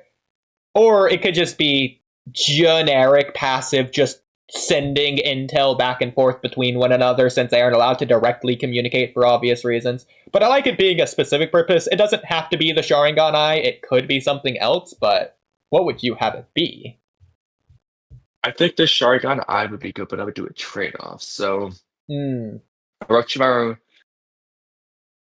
this you wouldn't necessarily have to get the arm in this arc, but they would be setting the trade up or something. So, but Danzo's benefits the arm, and then I don't know what Orochimaru would get. Orochimaru benefits the side. No. See, but that's the problem, is that I feel like there is an exchange here to where Kabuto goes to the Leaf Village, but how does that help Orochimaru? Maybe, well, okay, actually, that's a cool thing. Maybe Danzo knows about it. Kabuto, we can think he's going to the Leaf Village because he actually is turning on Orochimaru. But in this case, it's a double cross to where he's going to the Leaf Village to cause internal Leaf Village chaos or whatever. To where maybe he's going to kill Tsunade, or he's going to do something that Danzo would want so that Danzo can become Hokage or something. He goes after the feudal lord, I don't know. Or just the elders. I don't know, something. Definitely have Kabuto set up something. Be really cool, though. Kabuto there. My only problem is, I understand the average Leaf Villager, but the main characters just aren't gonna believe Kabuto anymore. I mean, I would say it'd be cool, maybe like in the Search for Tsunade arc, if Kabuto just isn't presented as evil as he is, or as much of Orochimaru's underling. Like, he still has that betray Orochimaru thing still going. So, yeah, Naruto thinks about him in the same way he thinks about Haku, like, oh man, maybe in another world we could have been friends, considering like what he saw Kabuto be like in the Forest of Death. Maybe he just thinks that is the true Kabuto, and that Orochimaru is corrupting him, and Orochimaru is the true problem here. It's not Kabuto, he is a good guy. You could play with that. You just give Kabuto back his nice persona. That'd probably be the best way. He's trying to like convince Kabuto, and then he thinks he did, but he never actually did. Yeah. I mean, I like it. I especially like the idea if they could write it well enough to where the audience themselves also just believe it for the time being. So, like, I want Kabuto to be there for at least a little bit, more than the Tenchi Bridge arc, maybe. Like, maybe in, like, the Akatsuki suppression, like, he's talking to Shikamaru instead of his dad. Like, I don't know, just things like that. Just throw stuff in there. That's a cool idea. Maybe don't go that far, but I like the idea. That's an exaggeration. Maybe he could be like fighting Zetsu while Naruto's fighting Kakuzu and Shikamaru's fighting Hidan, just stuff like that. So he is just taking. Of course, in that case, it works out to where it just does benefit Orochimaru, but they kind of overlook it as like, oh, see, he is a good guy. I have the perfect thing for you, the perfect moment, the absolute perfect moment. Pain arc, instead of Danzo killing the frog, it's Kabuto. That's when he leaves the village. That's when you get the reveal that he is just the whole time he just was evil. And he was waiting for the perfect moment to sabotage the leaf. That's cool. That's cool. Plus, that goes along with what Danzo went anyway. That makes Danzo even more of a coward because he's even more so not doing it, but still trying to sacrifice Tsunade, or he becomes Hokage afterwards. So that's so cool, but so funny because, like, Kabuto care. Oh, you could use his reasons Kabuto doesn't want. I could see this Kabuto care, but his reasoning could be he wants the Leaf Village destroyed and doesn't want Naruto captured. So okay, that would be his reasoning. I like that. Yeah, that is cool. Okay, that's really cool. Plus, I mean, it almost makes more sense than Danzo, considering Danzo, in the middle of a crisis, should probably be around other people who would be able to see him. Like, he should be pretending, acting as the Anbu Foundation leader to protect the Leaf Village. Like, he should just be there doing that, instructing the Anbu at all times. I mean... Well, I don't even know how he got in the room. Like Tsunade just didn't notice him in the room, standing there. Did Tsunade not walk out by this point? No, she walked out, and the Toad's like, all right, I guess I'll go too. And then Danzo just like appeared. Like, he was just there the whole time. They didn't notice. He was hiding in the broom closet. I mean, the other elders were there, so there's at least that. Just got done beating him up. But I especially like this because I think that if we're going to have Kabuto in the Leaf Village, rather than becoming a Leaf Village shinobi, you could do that as well. But I was thinking you could just have him go to be Danzo's Anbu member. He was already an Anbu back in Konoha Crush, just as a fake one, but maybe even you explain that as back then. Maybe he just actually wasn't being fake, and he just was under Danzo's orders back then. As well as Orochimaru. Like, that could also be a thing. That could be a thing. Kabuto could just genuinely be a double agent under both Orochimaru and Kabuto's orders, and maybe that's just what breaks him.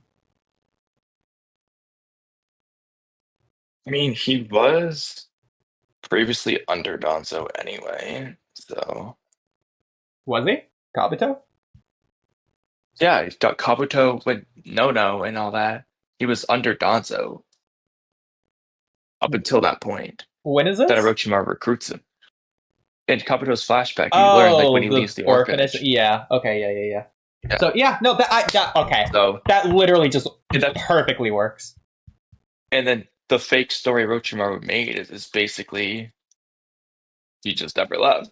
I mean, that's a lot cooler than So- what it is, anyways. Of his I'm nobody thing with this stupid amnesia. Not that that's bad or wrong or anything, but I like this way better. It almost makes him a lot closer to Haku, who just got broken because he was killing people. In this case, Kabuto is gonna become broken by not knowing where to place his loyalty with Danzo or with Orochimaru. And then, especially once they both die, then he loses both of them.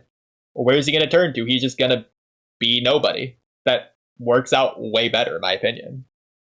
Yeah, especially also there's even Sasori and add him to the mix. So Especially since he's supposed to, like, parallel Obito there, who's also nobody at the same time. Well, why was Obito nobody? Just have it be similar reasons for Kabuto. So there you go. I mean, I mean, they're doing something there with the whole copying the other person thing, but the reasons for it is different. Yeah. So I'm not going to say, in fact, I think this would be worse, but like in this rewrite hypothetical, instead of Orochimaru copying everybody, what if he only copies Orochimaru and Danzo? He technically does just copy Orochimaru, but yeah, I see what you're trying to say. But yeah. I mean, technically, through Orochimaru, you could still technically get some other stuff. Like if Orochimaru can access his not the karma, his curse mark, then maybe he could still replicate the Sound 4's abilities or do whatever you want to do from there. But plus, I mean, Kabuto himself can just have a lot of jutsu just himself.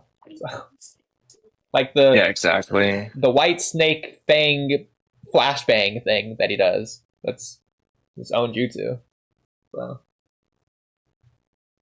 either way, definitely like that as an idea. It, in my opinion, it makes Kabuto both more simple and I'm not going to say better, but more preferable, in my opinion. I think I would just enjoy him more as a character. If which thing specifically? Everything. Yeah, everything. Mainly just like his motive and making him more like Haku about does he want to support Orochimaru or Danzo because he is just a double agent supporting both of them despite them maybe going against one another, and that like breaks him. Well, the thing there would be for a long time it was easy because they just were on the same page. I like that. But he yeah. always knows that at some point it's gonna turn. He's kind of like pushing off his decision. I got it. Maybe Tenchi Bridge, that's why. Maybe it's Sasuke is the catalyst. Sasuke, for whatever reason, is changing Orochimaru, and Orochimaru's now going against Danzo. Or the other way around. If you want to have Danzo kill Sasuke with Sai, or whatever you want to plan there. That could work. Okay, I like that, yeah. Or I could even maybe be the catalyst, but... Interesting. Especially once Sasuke kills Orochimaru. I guess in this case, Kabuto wouldn't be there to witness it, in which case we're not going to get that really cool moment of, which one do you think I am? Yeah. It was way more cool for Sasuke to say it than for Kabuto in particular to be the one to question it. I'm just giving it to Suigetsu or whatever, I don't care. You could do a thing to where, like, at some point, Kabuto gets fed up with both masters, essentially, in a way, like, and that breaks them or something. Like, they both, kind of like how it, as it is, there's the whole, oh, Danzo made me try to kill my mom thing. He can have, like, a thing like that from both Danzo and Orochimaru at the same time that completely shatters them. Well, what if that's it, though? We don't really know even now, why exactly Kabuto was able to break out of Izanami? What if it's just that's his conclusion of his character arc? He becomes not no one, but his own person who's fed up with both Orochimaru and Danzo. Because up to that point, he was trying to gain them back by infusing them into himself, by becoming them, essentially. Well, now he's rejecting them. He wants nothing to do with them. He's just embracing his own identity or trying to find what that is. Maybe that's why he goes to the war arc, so he wants to see what he wants to do. In which case, that's supporting Sasuke, which is the reason he wants to support Sasuke. Sasuke is the one that tore apart Orochimaru and Danzo. He previously wanted to kill Sasuke. Just not now going he to wants be to the save villain him. in the war arc in this case, then? Sorry? Oh, no. I was saying after Izanami. Okay. Yeah, like, that's why he breaks out of Izanami. Up until that point, he was trying to, like, gain Danzo and Orochimaru back by infusing them into himself. Yeah, you're trying to gain what he had lost, basically. Yeah, so coming out of Izanami, he rejects them because he wants to find his own person. In that case, he's going to save Sasuke, whereas he previously wanted to kill them because Sasuke was, like, splitting Danzo and Orochimaru apart, is what I was saying. Yeah, okay. So he goes to the war, not just randomly, but to decide who he wants to be. Because this is for the first time he's going to embrace himself, figure out who Kabuto is on his own. Mm-hmm. I think that's way better for Kabuto's character. I don't know about you. I just like that way better. Well, I mean, it's the same concept. It's just a little bit different, but... Yeah, again, it's not that Kabuto's bad, per se. I just don't really enjoy him as much as you, especially. But... Mm-hmm. Well, I can get that, though. Yeah. I mean, I know people that... would overall be better. Yeah. I know people that just think Kabuto's, not writing-wise, but he's, like, the worst character in all of Naruto, just based on how much they annoy people. So... I know some people that say Kabuto's the worst character for that reason. Yeah, I have heard that. So, there you go. To be honest, though, they're mostly talking about Kabuto for the annoying, and then part one if it's him being a dick, but... Yeah, just because he's schmarmy. Yeah, he's just schmarmy throughout.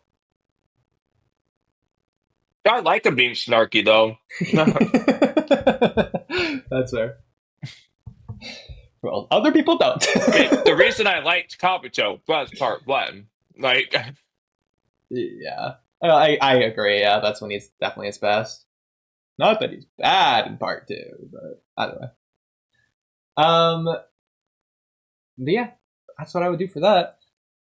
That turned out to be way better than I thought it'd be for that rewrite. I mean, now we're talking about, we're gonna try to like keep some of that smug Kabuto-ness in all these extra scenes. Like, well, yeah, that doesn't change in this case.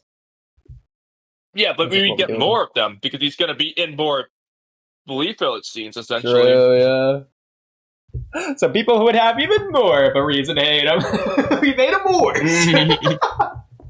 He's already at the bottom. It reminds me of this line in False Perfection Season 2 of, I forget the exact line, but it's a character saying to another character, "Look at how far you've fallen," and the other character says, "Don't worry, I can go even farther." I can imagine Kabuto saying something like that, like when he leaves. He's so stupid. Is there any way we can give Kabuto and Kakashi an actual battle, even if incomplete? With this in mind? Like a good fitting spot? Outside of sparring. So, I'm going to say yes. I'm going to say the best place you could do this would just be Kakashi and Kabuto just fight when Kabuto reveals for the first time that he has implanted Orochimaru cells into him and his face turns. Because that's like a slightly stronger version of Kabuto that we never get to see fight anyways. He obviously can't fight War Kabuto, so... And I do think Kakashi can win part one. Yeah, because like I feel like they're building up base Kabuto relative to Kakashi, so that Kabuto should just be stronger. You can just have it be he's a little bit stronger, and then like, oh, he's got the edge on me now, kind of thing. But speaking of, we were talking about this last time. We were gonna have during the Sasuke versus Itachi fight, rather than Team Taka fight but not fight Kisame, you're gonna have Kisame go fight Guy to stall Guy if Guy is there. Team Taka stalls Team 7. You just have a Kabuto there to stall Kakashi. That's where you could have that fight. yeah, That could be cool. I like that. a lot of options. The question is, why doesn't Kakashi just insta-win through Kamui? To be fair, he doesn't do that versus reminds me, I don't know if Kakuzu. I wrote it down, but like I remember presenting the idea, like what if Datara and Kabuto swap places? So Datara, because remember Datara is just say whoever I run into first, so he just does run into Naruto's team, and Kabuto confronts Sasuke to kill him. Like Yeah. as a rewrite / what if? Okay. How does that go down? Did we want to do that one now? Up to you. So, is it everyone with Naruto confronts Datara, or just Naruto alone confronts Datara? Whichever you think would be better. First of all, for the previous thing, I like the Kabuto stopping Kakashi from reaching Sasuke versus Itachi, because that also sets up or alludes to a Kabuto-Obito alliance going into the war arc, or later on in the series. So they're already like planting seeds for that, which they could also do for that here, for the Kabuto-Sasuke fight, potentially. It depends who Toby goes with. If Toby's with Datara, then you could have Toby have moments with Naruto as well, if he's going to be serious. Yeah. So, Naruto versus Datara. Datara wins. Can we just acknowledge that first and foremost? So we have to nerf Datara. He just has to be down to Naruto's level. Or Kakashi definitely needs to be there. Yeah, absolutely. In that case, it's more just Kakashi versus Datara than anything. I mean, to be fair, that would honestly be cooler. Oh my god. It's basically just Sasuke versus Datara, but Kakashi. That's so stupid. Look at the things that Axel put, by the way. I know, I'm looking at your screen. The Kimimaro Gara there. Do you know what this is? No. This is, you see it down here. There was like this recent drama about like at a Coldplay concert, there was a CEO who was caught cheating or something, and they're like doing a meme thing for this. Okay. That's what they're doing. I saw that, I think, like yesterday. It's been a thing for like a week now, but I just like didn't care to see it. Yeah, I kept seeing images of it everywhere. Didn't know what it was. Even now, I still don't know how people confirmed that he is cheating. Like, maybe this is just me being dense or dumb or stupid, but like, unless he just outright confirms it, why do people just say it? I'm fine with them thinking it based on like the obvious scenario of what he was like, but like, I don't think this automatically means he's sleeping with her or anything. Like, I don't know. Yeah, I don't know. I thought I saw things saying that the people knew there was an affair or something. I don't know.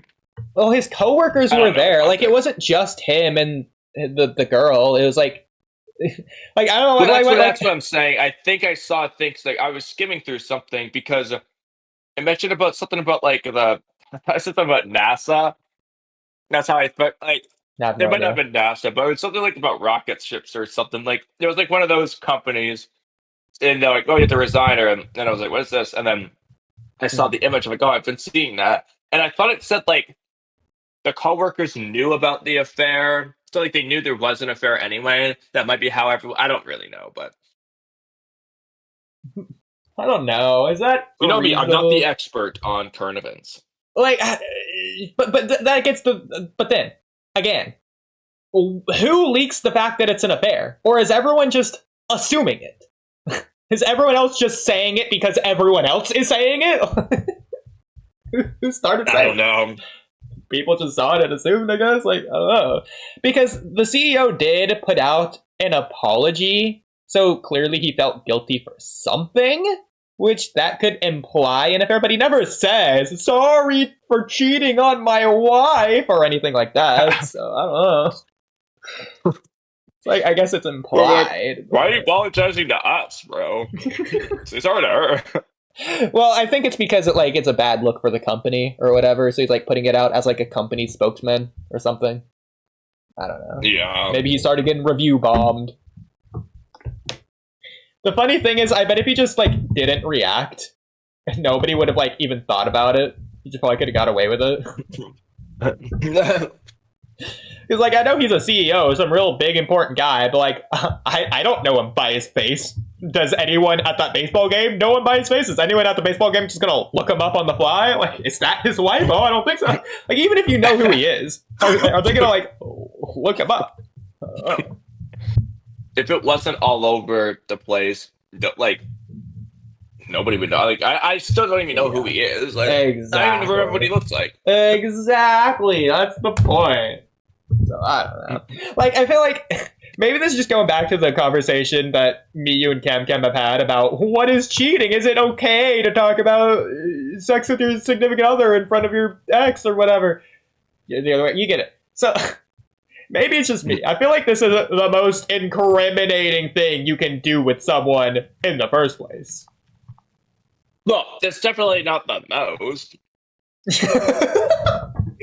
Listen, I'm just saying, if you're posing for a picture, I think there's nothing wrong with this. I don't think that he's groping or squeezing her breasts. I mean, I haven't gone back to really analyze the clip in that much depth or anything. I haven't analyzed the photo, so I don't really know what he was doing. But yeah, it just has his arms around her, but I don't think that's the worst thing in the world, especially if they're not strangers. Obviously, if they're co-workers and or friends, then I don't think that's fine. Especially if I'm the wife and I know, I'm not side-eyeing that. Just me personally. I mean, it depends on I have to see the thing in the context, but I mean, you're basically seeing it right now. The left is what they looked like at the beginning, for the most part. Just the arms were around. Well, I mean, if the Tsunade girl does that afterwards, that could be implying something. She doesn't want to be seen. No. That right there makes it obvious. I'm talking about strictly the left. See, that's throwing me off. Are Tsunade's giant hands that keep making me think they're awesome, so they're not. Yeah, no, it's weird. But again, I haven't really analyzed the clip, but I don't think he's groping her. I think he just has his arms around her, especially in a public place surrounded by other coworkers. Yeah, the coworkers know about the affair. Do they even? Or are people saying that as well? I don't know. It's weird. It'd be weird to do it out in public. But I can't tell you is, I definitely don't care. Same. About who the NASA CEO is or whatever. Oh, is it in America? I thought it was overseas. I don't know where it is. Oh, I don't even know. Okay, I don't even know if it is NASA. I just feel like I saw NASA somewhere. Okay. Something like that. So that isn't what Axel wanted us to look at, by the way. So getting to the Axel stuff, he has Kabuto things. I know I'm completely ignoring the rewrite thing you said, but I'm sorry. If you're okay with the Axel stuff. By the way, it is 1:23, just pointing that out. Yeah, I'm almost done my X image. Okay, in that case, do you want me to go over the actual stuff with you, or after you leave? I could do that as well. The CEO's not sorry. He's sorry. Go. Either way, I still have broccoli in the oven. I had to put it somewhere else. I don't even know how long that's going to take now, because I'm cooking it a different way. So, okay. It's up a little bit, but... Sure. I guess really quick, this sentence has always, I've never liked this sentence. X person isn't sorry, they're just sorry they got caught. Whereas, yeah, that can technically be true. I feel like that's just, people say that in, any case anyone's caught, ever. As if people can't feel guilty after they're caught, or because they're caught. They can be sorry because they were caught. Because they were caught, they feel sorry. Well, why can't that be the case? People just love to go out on others. There's lots of possibilities. Exactly. Like Boruto. Is he not really sorry for cheating in the tuning? No, he is. How far can we take this? Come on, people just be mean because it's real life. This is a content I tune in for. Whatever. Oh, Axel overtook space and became number 1. Well, shout out Axel. Or technically tied. Wait, do you know it's number 3? We're talking like twice, yeah. To be fair, I was gonna say how. Really not. So now it's Darashi Kage not there. Oh, this is like a per stream thing. Like it resets every stream. Yeah, so that's why. Okay. But anyways, so going to Axel's things.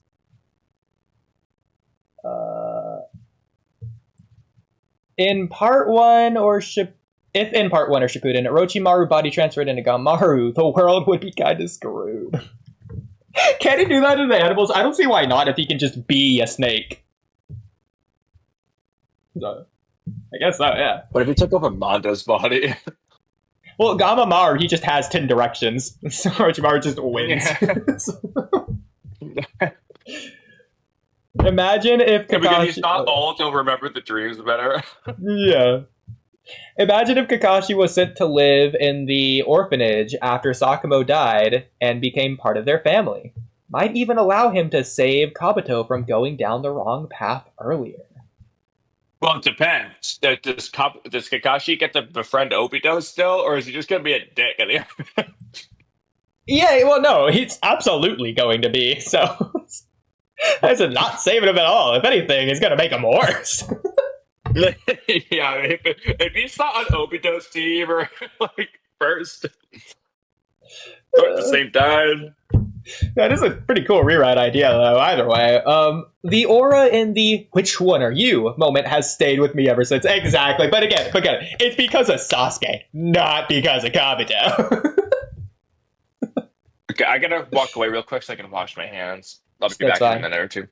What you said about the rewrite stuff for Kabuto. Kabuto's mental gymnastics were going wild. Can't change me if I've already changed myself. But then he still feels unfulfilled, while he watches Sasuke evolve ahead of him. I don't think it has anything to do with Sasuke evolving at that point. I think he's pretty much just disconnected from Sasuke almost entirely at that point, but either way. But I'm glad we caught up to that. So, I wrote something else that didn't show. Maybe it's in the new tab. It's really weird. It auto defaults to top chat instead of live chat, so it just randomly cuts stuff out. Thanks, I needed that laugh even though I didn't intend for that thing to derail us. Maybe Kabuto sees Sasuke as someone like him who managed to avoid being dyed any color, while Kabuto is still unable to break free. And that's why Sasuke used to tick him off pre-Izanagi. Okay, yeah, and then after Obito, Sasuke did start managing to do that, so maybe that's why Kabuto started doing it himself. That could work too. Izanami, yeah, you get the idea.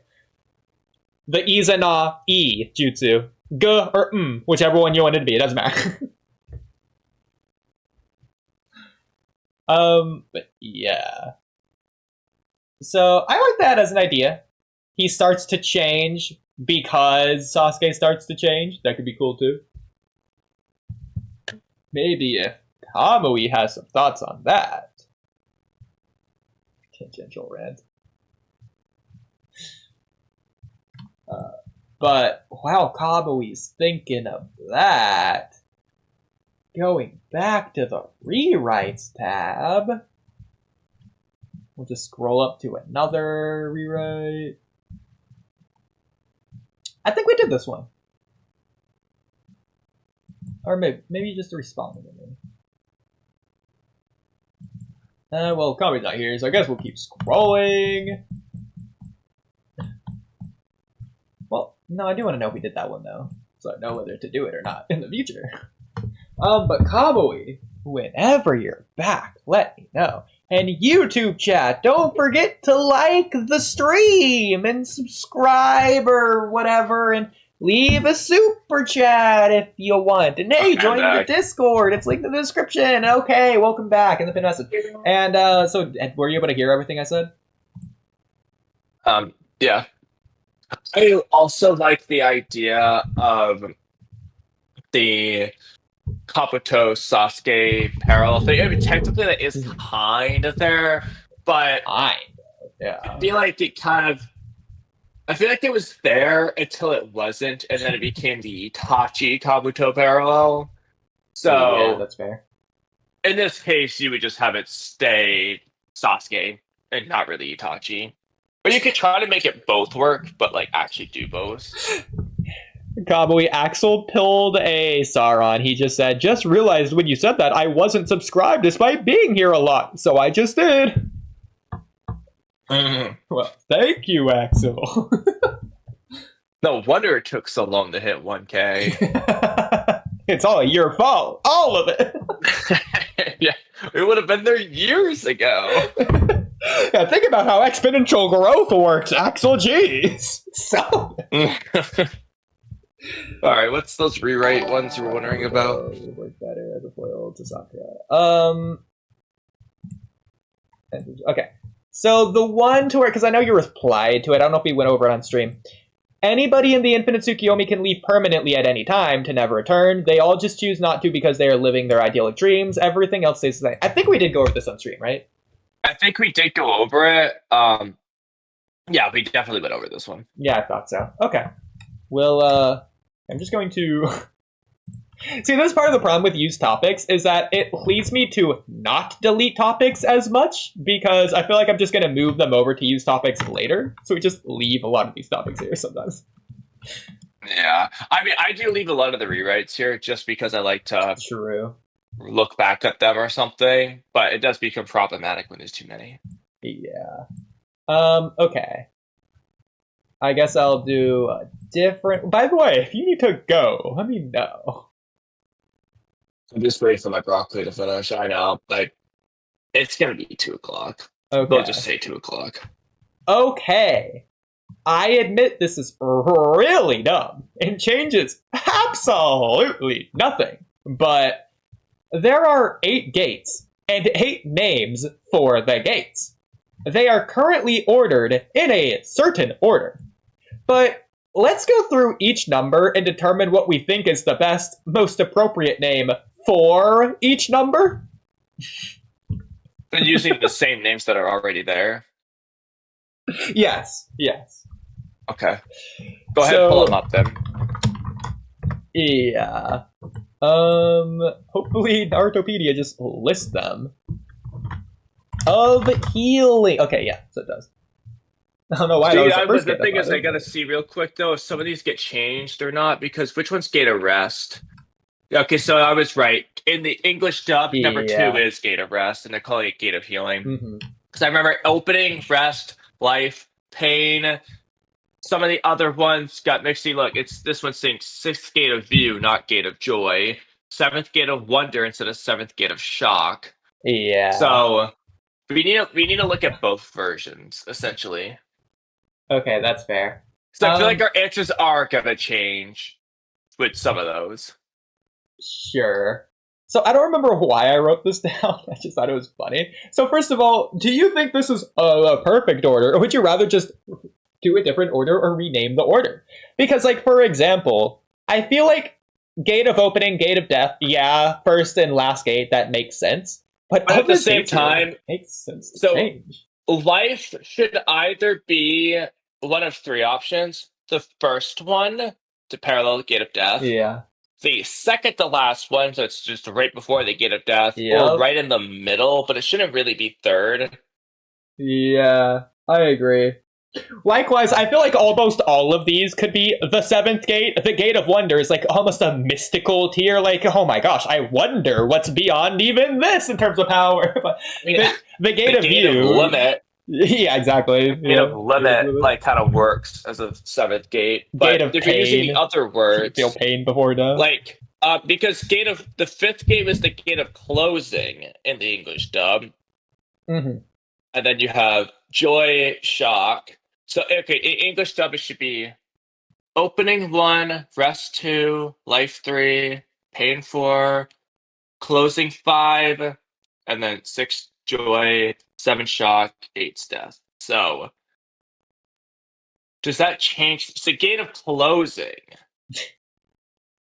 This is so What would you have as that? That's Like, that has to be hard. 7th. Like, So you can have that as 7 if it's not because the 8th, what else is it gonna be? Like, see, the problem is the 8 gates is already weird because you have the 8 different, like, okay, let me just pull up the thing so you know exactly what I'm talking about. You have the things, yeah, these. And yeah, 2 are in the brain, and then they like typically go down in order, but like it's going like straight down. And then the 8th gate is just randomly off to the side in the heart. So what if it just like is the 1 through 7th gate is like one thing, and the 8th gate is like its own separate thing? Almost similar to like the Sharingan, the 3 Tomoes versus the Mangekyo Sharingan. It's like in a different tier almost. yeah, I see what you're trying to say there, but So the 7th gate could be gate yeah. closing in that regard. I mean, either way, I think gate of limit, gate of closing, that sounds like a good 7th gate. Yeah. Gate of shock could be a good replacement for 5 for like when Lee literally gets those little lightning shocks. That's the side effect. I that like actually that. makes sense. That's so funny. I talk about electrical shock instead of like actual body trauma shock or whatever. Yeah. It's so stupid. And also, it's like, you know, the gate of shock. Like, it's shocking how powerful he is. Yeah. I wonder, gate real of pain quick. could also work because Lee's in a lot of pain. Yeah. Well, I do wonder if the 5th gate's called the gate of limit. I wonder if that's like Kishimoto's doing like a 4th wall break nod because when Lee first used the gates, the 5th gate was his limit. And so that's why he named it that. That's a funny thing. Oh, in that case, view, the view past the limit. That's like the thing that we can't see yet, is the 6th gate of Lee. What joy, just Mike guys got a good attitude. Oh, also, I don't know if we realize this or if you realize this. So they just have the names to the right of the thing for like all these. Oh my god, no, I was just using my memory. That's so funny. So That's funny though. You could also do, as weird as this sounds, maybe you could do like the gate of opening isn't first. It could either be last or second to last, and then closing could be last. But you could have potentially like a different gate is first, like gate of view, gate of limit, gate of pain, gate of life, gate of healing. Depends what you want to do with the first gate. Opening, if you're gonna use the word opening, it should be number 1 is the problem. Closing can work as the 8th gate if you want to just change the name from gate of death to gate of closing. That could work, yeah. Or like gate of end if you want to add a new name, I guess. Yeah, like, and then you just would have to make up a different word for one of the other gates. Well, at that point, you could have gate of limit be number 8 as well. Then again, with that the case, I kind of like gate of the 7th gate being the gate of limit, just so that when they reach the 8th gate, you're they're breaking past the limit. Yeah, exactly. I do like that as the 7th gate. Yeah. When you do limit with closing, you can still do it. I think it's fine.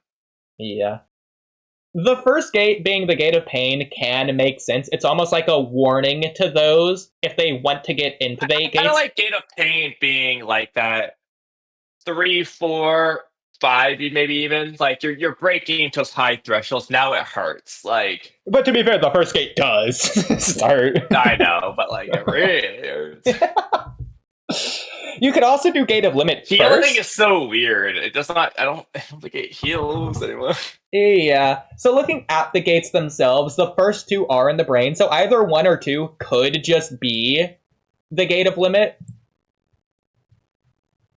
Since like that's what it's doing anyways. Yeah, that's the whole point of the gates. Yeah, it's unlocking the limit of your brain. Makes sense. I kind of like the gate of healing, your gate of rest being 6 or 7. Gate of rest, yeah, specifically rest, I thought would be good as a 7, like precursor to death. Exactly. Like this one puts you to sleep, the next one puts you to death, kind of thing. It's also just like almost exact opposites of one another, which is really cool, juxtaposed right next to one another. Especially if you like do gate of healing as 7 or gate of rest, either way. It's like it's a good thing, and then you get the worst thing. It's almost like a good omen before like Yeah. something extremely bad. But then again, Haluka Gate of is- Life, Gate of Death, it could also work well in that sense. Yeah, I agree. A lot of ways to do this. Gate of View could also make sense for number 2 if the Gate of Limit is 1, Gate of Limit 2. In this case, it's not the brain, it's the eyes. You just move it slightly down. In that case, Gate of you don't... Joy, you know, it's like you're just starting like these to surpass your brain's limits. That could work as the second one, yeah. I like that too, yeah. Because in that case, you don't have them randomly left and right when the 8th gate is the only one that should be to the right. It just is in ascending order or descending order. Another thing I'm thinking about is that positive to negative connotation type thing. So, like, it starts off, okay, you're opening the gates, the joy, it's happy, but it gets progressively, like, darker and darker almost. So that you're going to end with Gate of Death. But, like, in this case, Gate of Life could go early. It could stay at 3, actually. It's, like, happy, and then you have pain, then limit, and then rest, and then death kind of thing. So this is stupid, but it has many things that we said that should be the 7th gate. This is not one for this reason, but just looking at this chart, where number 7 is the Gate of Joy.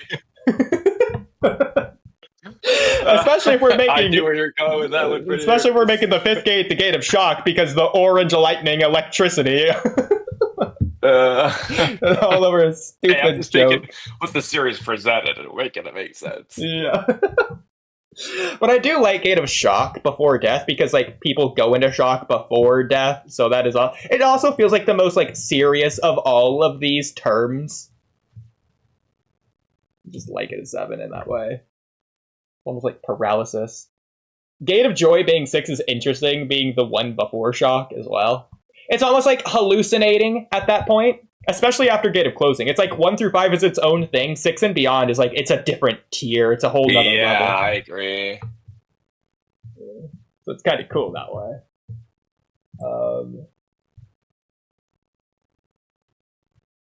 Anything else we wanted to do with this? So 3rd gate is when the skin color changes. What do we think would be best based on that? Maybe Gate of View. Visibly different. Gate of Pain. You're red because it hurts. Yeah, well, okay, let's think about it. So you're red because your blood is flowing. Which one of these works best for that? Gate of Healing might work best for that. Gate of Life. Gate of Limit.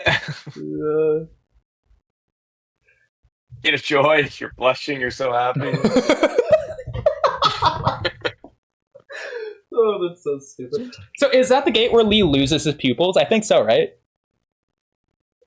Probably. I mean, that's the one, but he doesn't really look that much different from 3, 4, 5. So. Yeah. So if that is, or whichever gate he loses pupils, that could be Gate of View, for the irony.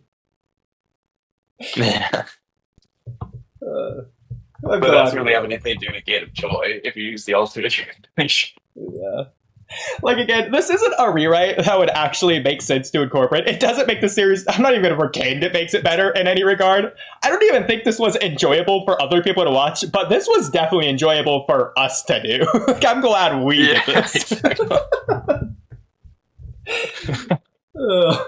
Presenting it as a rewrite makes it funnier. I know. I wonder what Hopboy would think about that one. I wonder if Dygoknight ever considered this rewrite. Does he put this in a series? Dygoknight, you inevitably don't do that. So, we're gonna rewrite. We should present this in the rewrite 5, but when he gets to like the end of the 8th game, he doesn't address it. We're like, all right, rewriting Dygoknight, rewriting. That would have been really funny if we spent 30 minutes on that then. In the middle of Guy versus Madara, the most climactic part of the war. That would have been the time to do it. Yeah.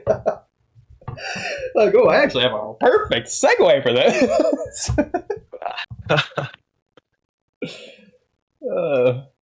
Okay, so how's that broccoli looking? I'm just gonna need a few more minutes, so. Okay. Did you have another Oh, okay, one? here's one. Gate of Anacalyptic Shock. Do small rewrite for the sword scene. Oh, is this like towards the bottom? Scroll down a bit. Pretty recent. Okay. Okay. I'm not looking to do a big rewrite, just a small one. So when Boruto and Kawaki start walking away, right after Kawaki flips Jura off, just add this single extra page. I mean, not to be a full page, honestly, but one extra page. Kawaki looks angry and says something along the lines of, "That bastard's gonna pay." Then Boruto looks at his chipped sword and says, one of the following, "Yeah, fate worse than death." So quoting what he said earlier, or "Yeah, you're telling me," or like, "Yeah, we'll make sure of it." You know, basically, it doesn't really matter what you want to say specifically. Basically, the point is, Kawaki's mad, and Boruto looks at the sword before agreeing. One single extra page, but it adds a lot more than we got. Okay. So 1 is the best. 3 feels the most anime cliche-y. It's like an anime-y type of line. I agree. I was just throwing out whatever you might like. I agree. Okay. I liked 1 the best. Okay. Because 1 feels personal to Boruto, like Boruto's gonna make sure of it. 3 feels like it is, and this could arguably be better. It's like the naive teamwork, team up with me, Kawaki, and we'll take him down together because of our bond. We're brothers. I know that's why I wrote it in case that's what you prefer. But I liked 1 because 1, it shows how pissed he is, and 2, it's also more serious. It's quoting what he said he would do to Jura if the sword was damaged. Exactly. So he hasn't forgotten. Now, I skipped over 2. 2 is... Yeah, 2 is just a dumb. The worst. it's like Boruto's just like, it was the after. You're telling me. It's like, oh yeah, Kawaki, I can relate to that. Don't even get me started.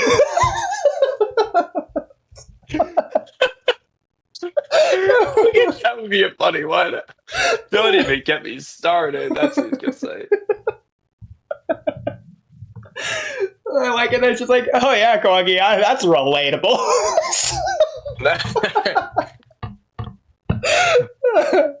Yeah, trust me, bro. Kawaki, you're such a relatable deuteragonist. So stupid. Okay, I like that. Okay. There was something related to this. I have no idea if I'm going to be able to show you this. I don't even know if it's still there. I was arguing with somebody in the Twitch chat of a streamer I frequent. Let me see if I can find them really quick. Go to Space Camp so I can search. I don't know how to search. Bro, I'm such a non-Twitch user that, like, until you said Twitch, I was wondering. I couldn't figure out what the logo of what you were on was, and I was like, at first I thought Twitter. I'm like, no, it's not Twitter, and I was just going through different things that weren't Twitch, and I was like, what is this app? I love it. Tumblr, like, anything but Twitch. No, it doesn't look like it can. So this person streamed the Boruto 2 Blue Vortex chapter yesterday, and I was arguing with the people in his chat about a lot of the things that we were just saying, like Boruto's character, etc., etc. I don't think I'm going to be able to pull it up. No. I've got to the chat. Is there a way to search through chat history? Can I check my messages at least? Like, please, is there anyway? Yeah. I should just screenshot it, but it was too much to screenshot because it was a lot, and there was a lot of people chatting, so I'd have to like scroll, and at that point, I feel like by the time I even thought of doing it, it would have been too late to scroll all the way back up. So, does anybody know if there's a way to like check stream history if he hasn't saved? He probably doesn't, considering he reacts to anime. So probably deletes the VODs. Yeah, it looks like that is what he did. Yeah, I don't think there's going to be a way to check it then. That's unfortunate. I would have showed you all those stupid arguments. Basically, what it boiled down to is people. First of all, people kept changing their minds, like freaking Jonathan Oliver, Mamba. They kept changing the goalpost, shifting the goalpost. They were arguing with Mamba. No, I'm saying they were acting like Mamba in that regards. I guess the most peak best thing ever. They weren't actually. No, they were a little bit more reasonable, but it's their type of argument that they were doing of like, they just kept changing their reason. I'm like, well, no, it can't be this because of this. And they'd be like, actually, it's this. And they're just saying it like they've been saying it this whole time. Eventually, it got down to like, oh, Boruto doesn't actually care about the sword. He was just planning on Jura picking it up, and that was his plan, so he can teleport behind him with the Uzahiko. I'm like, you're an idiot. The whole narrative of this arc goes against that. Like, I was using your argument of saying that's the reason they teleported sand. If that's the case, then that just removes first of all, the meaning of Sasuke's sword, so it doesn't matter. Exactly. Like, they kept changing their minds. They're like, oh, well, Kawaki cares more about Naruto than Boruto does about the sword. Oh, actually, it's that Boruto's plan was a sword. And then they're talking about, oh, actually, Boruto changed from part 1 to Blue Vortex. Because I was referencing the very final thing they're saying. Because they're saying, oh, Boruto's not like Naruto. I'm like, well, Boruto disagrees with you. That's literally the final thing he said at the end of part 1. It's like, oh, you're using a part 1 argument? Yeah, I am. It's like, oh, what would have changed him? Why would he have changed? They don't say anything. So. Even I could have presented a possibility for why he could have changed, but whatever. Yeah, like losing Sasuke or something. Exactly, yeah. But clearly, the fact that he's doing all this, he cares about the sword. It's stupid to assume otherwise. Which kind of ruins it. Like, exactly. He doesn't care about the sword. Does anybody know if there's a way to get the VOD? I don't think there is, but I wish there was.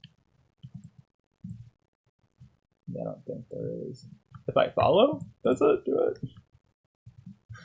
No, can I not refresh? Does it? Can I see it now? Doesn't look like it. Okay. Hey, I followed. Wake up! Yeah, I don't think I can. That's unfortunate. Oh well.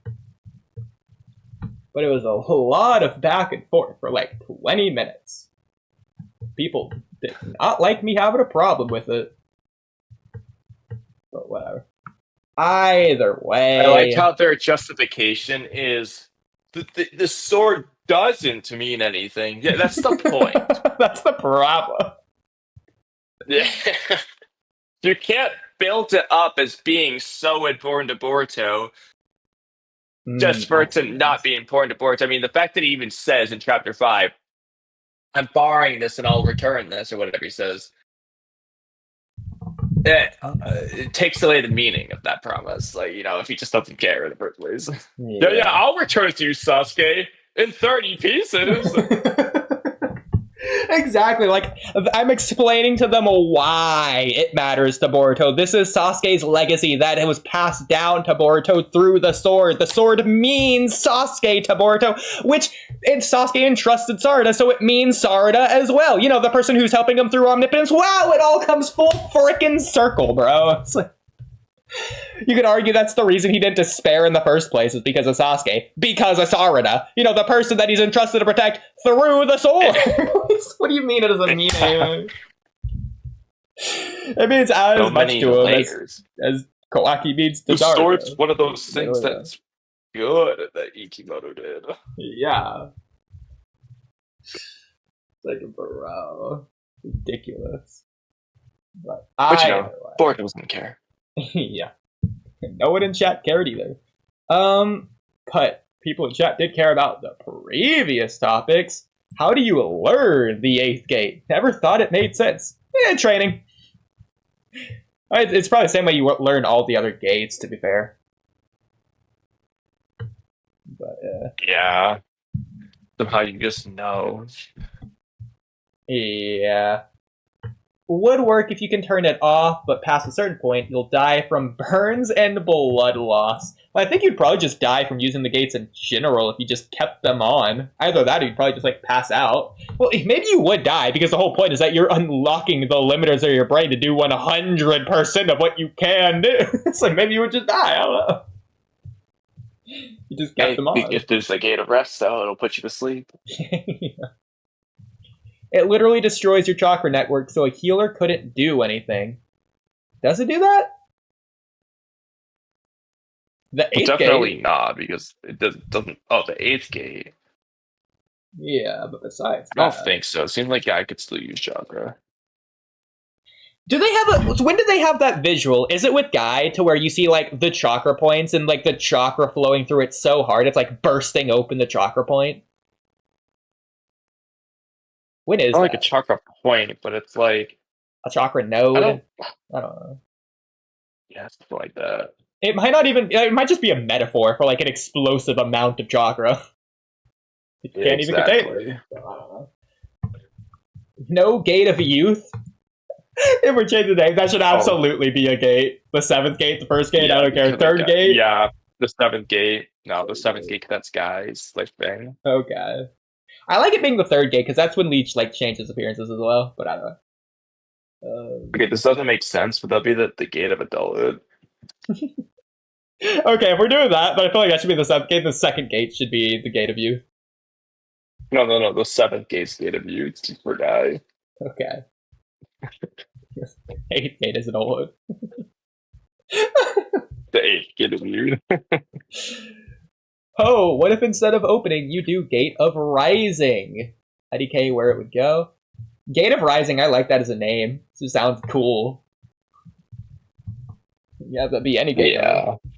Gate of Cleansing as well, instead of healing. That's something. Cool. It okay, I know. It either uses the fat or the toxins stored in your body all at once. That's cool. Yeah. It's like burning it or whatever. Like your metabolism goes through the roof. But that means you can only use it for like a short duration. Ability, basically.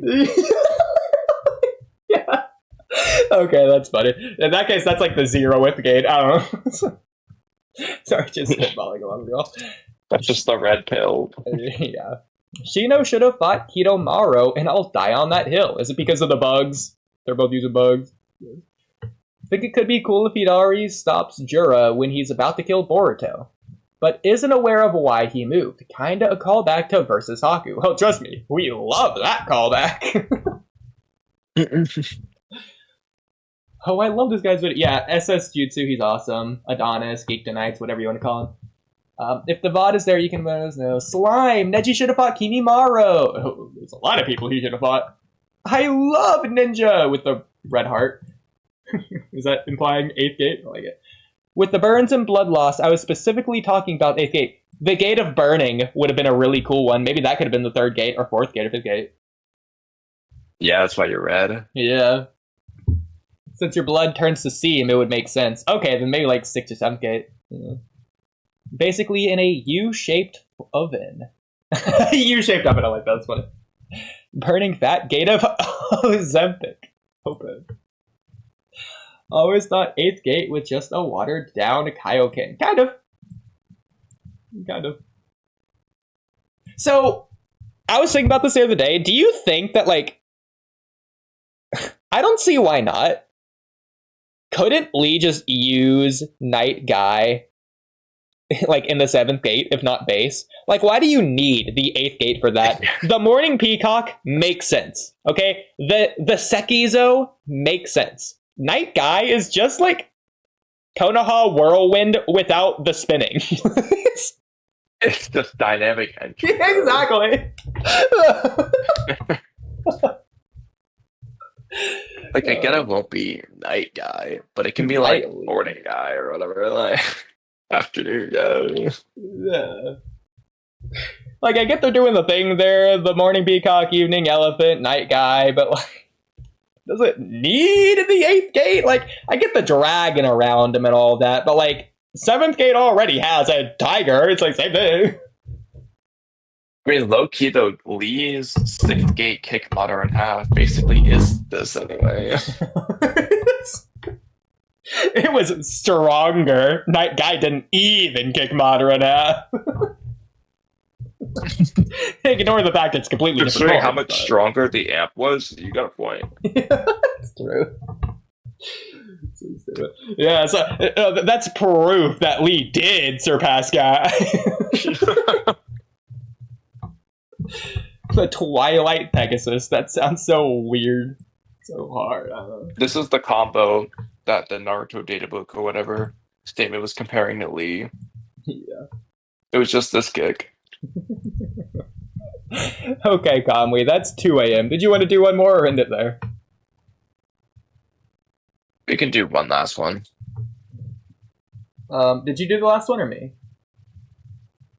That's a good question. What was the last one? Well, if we knew that, we Was it, would like, know sword who one? did it. Was it the 8th gate back and forth thing, or do we do one after? Oh, the Boruto sword thing. Okay, you did the last one. I guess I could do the next one. Yeah, I just didn't know if that was the last one or not. Okay. So scrolling way up here. Okay, here's what we already talked about, so it probably will be quick since we've already talked about it. So, but I'd be so down with just giving Boruto 10 directions instead of Koji. Koji can still be in the story and Boruto's ally, and the antithesis to the Shinju, which is even more interesting if he thinks this is Kwaki, or is like Sasuke to where it doesn't matter who Boruto is, to go against Amado or whatever else. Just have a Momoshiki's foresight to be explained as 10 directions. Their minds are overlapping. 3 years later, it's a perfect overlap to whenever a Momoshiki uses it, Boruto will see the exact same thing at the exact same time. It's Momoshiki's ability, not Boruto's. But Momoshiki can't stop Boruto from seeing it. So it's a risk-reward of whenever Momoshiki decides to check. Thoughts? Did I comment anything with this one? You did. You commented right here. Okay, what did I comment? Do you want to read it? Or? I can't. I'll read it in my Kamui impression. Sure. Plus, this way, Momoshiki can simply have expected the most likely future to pass instead of the super unlikely one that ultimately does happen because Boruto/Sarada forged their own destiny and this is better. The concern is Koji's role as he knows everything and Boruto doesn't and he hides certain things and all that which doesn't work in this case. Just so you know, I tried really hard on that. That hurt my throat and I am terrible at impressions. So I'm sure your question is going to be, why was that in your comment? Like you were reading your own thing there. I was trying my hardest to sound like you. Oh, I like it. Yeah, how I wrote this. That was awful. I don't think I could have done less of a copy impression if I tried.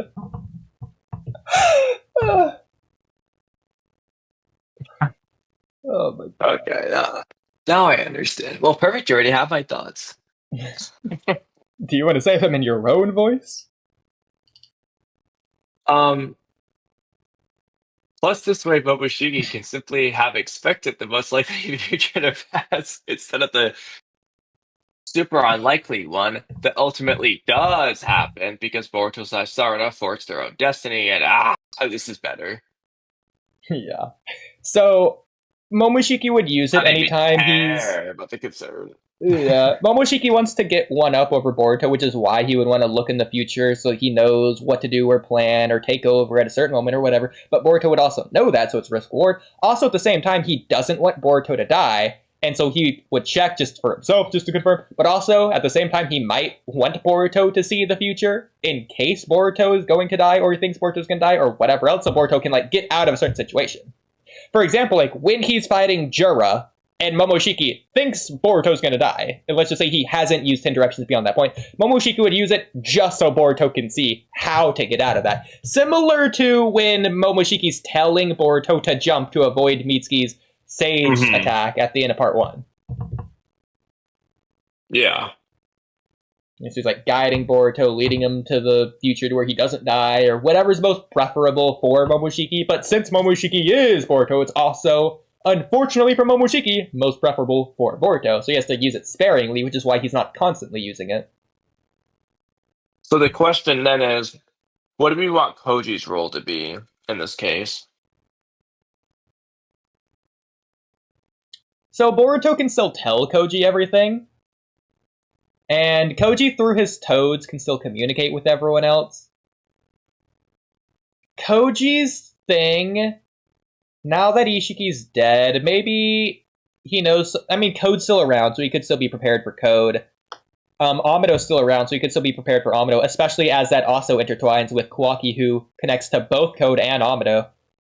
And then how Kawaki then connects to Boruto. So getting to Boruto can just still lead to story things, especially with the Shinju. The Shinju still want to destroy the world. Koji wants to destroy the Otsutsuki. He was made to destroy the Otsutsuki. So he could just still want to destroy all the Shinju before anything else. And so he could still be preparing or plotting for that. And even using Boruto's 10 directions through Momoshiki, he can then prepare whatever best strategy he can. Since he'd be like the Shikamaru of the group, basically. That could work. You could also do a thing to where he's, at least initially, first and foremost, primarily concerned with Amino. Mm-hmm. Not just for revenge, but because he knows Amino's plans. Let's just assume he has grander plans for this. He knows things. And that the Shinju are kind of in the way right now. Yeah. Well, let's just say that also, maybe regardless of 10 directions, that just isn't the explanation in this case. Maybe Koji just can teach Boruto certain things. If not Uzuhiko, then at least his flying Raijin, which would obviously be important. Yeah. So it's definitely I mean, for all we know, Jiraiya helped teach Minato it. Even if he couldn't do it himself, he can still theoretically help him learn it. Like Kakashi with Rasen Shuriken. So. Yeah. And when Boruto in that flashback is running from the Sand Shinobi over the time skip, and Koji's toad's like, "Psst! Psst!" That was my psst. Psst over here! In that case, it's going to be Momoshiki saying, "Boruto, go over there." Because he doesn't want him to meet Koji, but like he knows that Boruto can't escape this situation, so he needs him to. And so that's how you get them to meet. Plus the fact that Koji, first and foremost, he just is a protection against omnipotence, not only to just provide Orochimaru's Genjutsu layer to hide from the Sand Shinobi and everyone else in the world, like Code, who's looking for him, but also Koji isn't going to try and attack or kill him. He just sees that through 10 directions, but also he just is immune to omnipotence for whatever reason in this case. Or if he isn't, then it doesn't matter. He's just trying to help Boruto anyways. Yeah, well, yeah. So, I think that can work. If anything, that almost makes Koji cooler, because he's not just 10 directions in this place. Everything he has is because he's Koji. Yeah. Rather than because lately, changes. Obviously he's using his Toad communications, but lately he's just become 10 directions. I know, Like it takes away the Koji aspect of Koji. It could have just been anyone. You didn't need Koji to survive for this. Like I mean, because it's Koji. His tool mindset is there, I will say. It still could have been anyone. But I mean, yeah, Donzo could have come back or something, but I don't know. Either way, I think this definitely taking 10 directions out of it. He's a good pick for it. Yeah, he's one of the better picks, so I can't really complain. Okay. I mean, other than him, like Neji, hypothetically, is a cyborg. That's a good one, but I was thinking that as well. I think we probably have either already talked about that, or that's in rewrites, or both. Yeah, we mentioned it at least. Yeah. So I like that. Okay. Well, since that's the last topic. Yeah, picking in there. So, Kamui, I learned a word. Dude, I did too. It starts with major. Ick! You can finish it from there. T. Mo! No! Failed!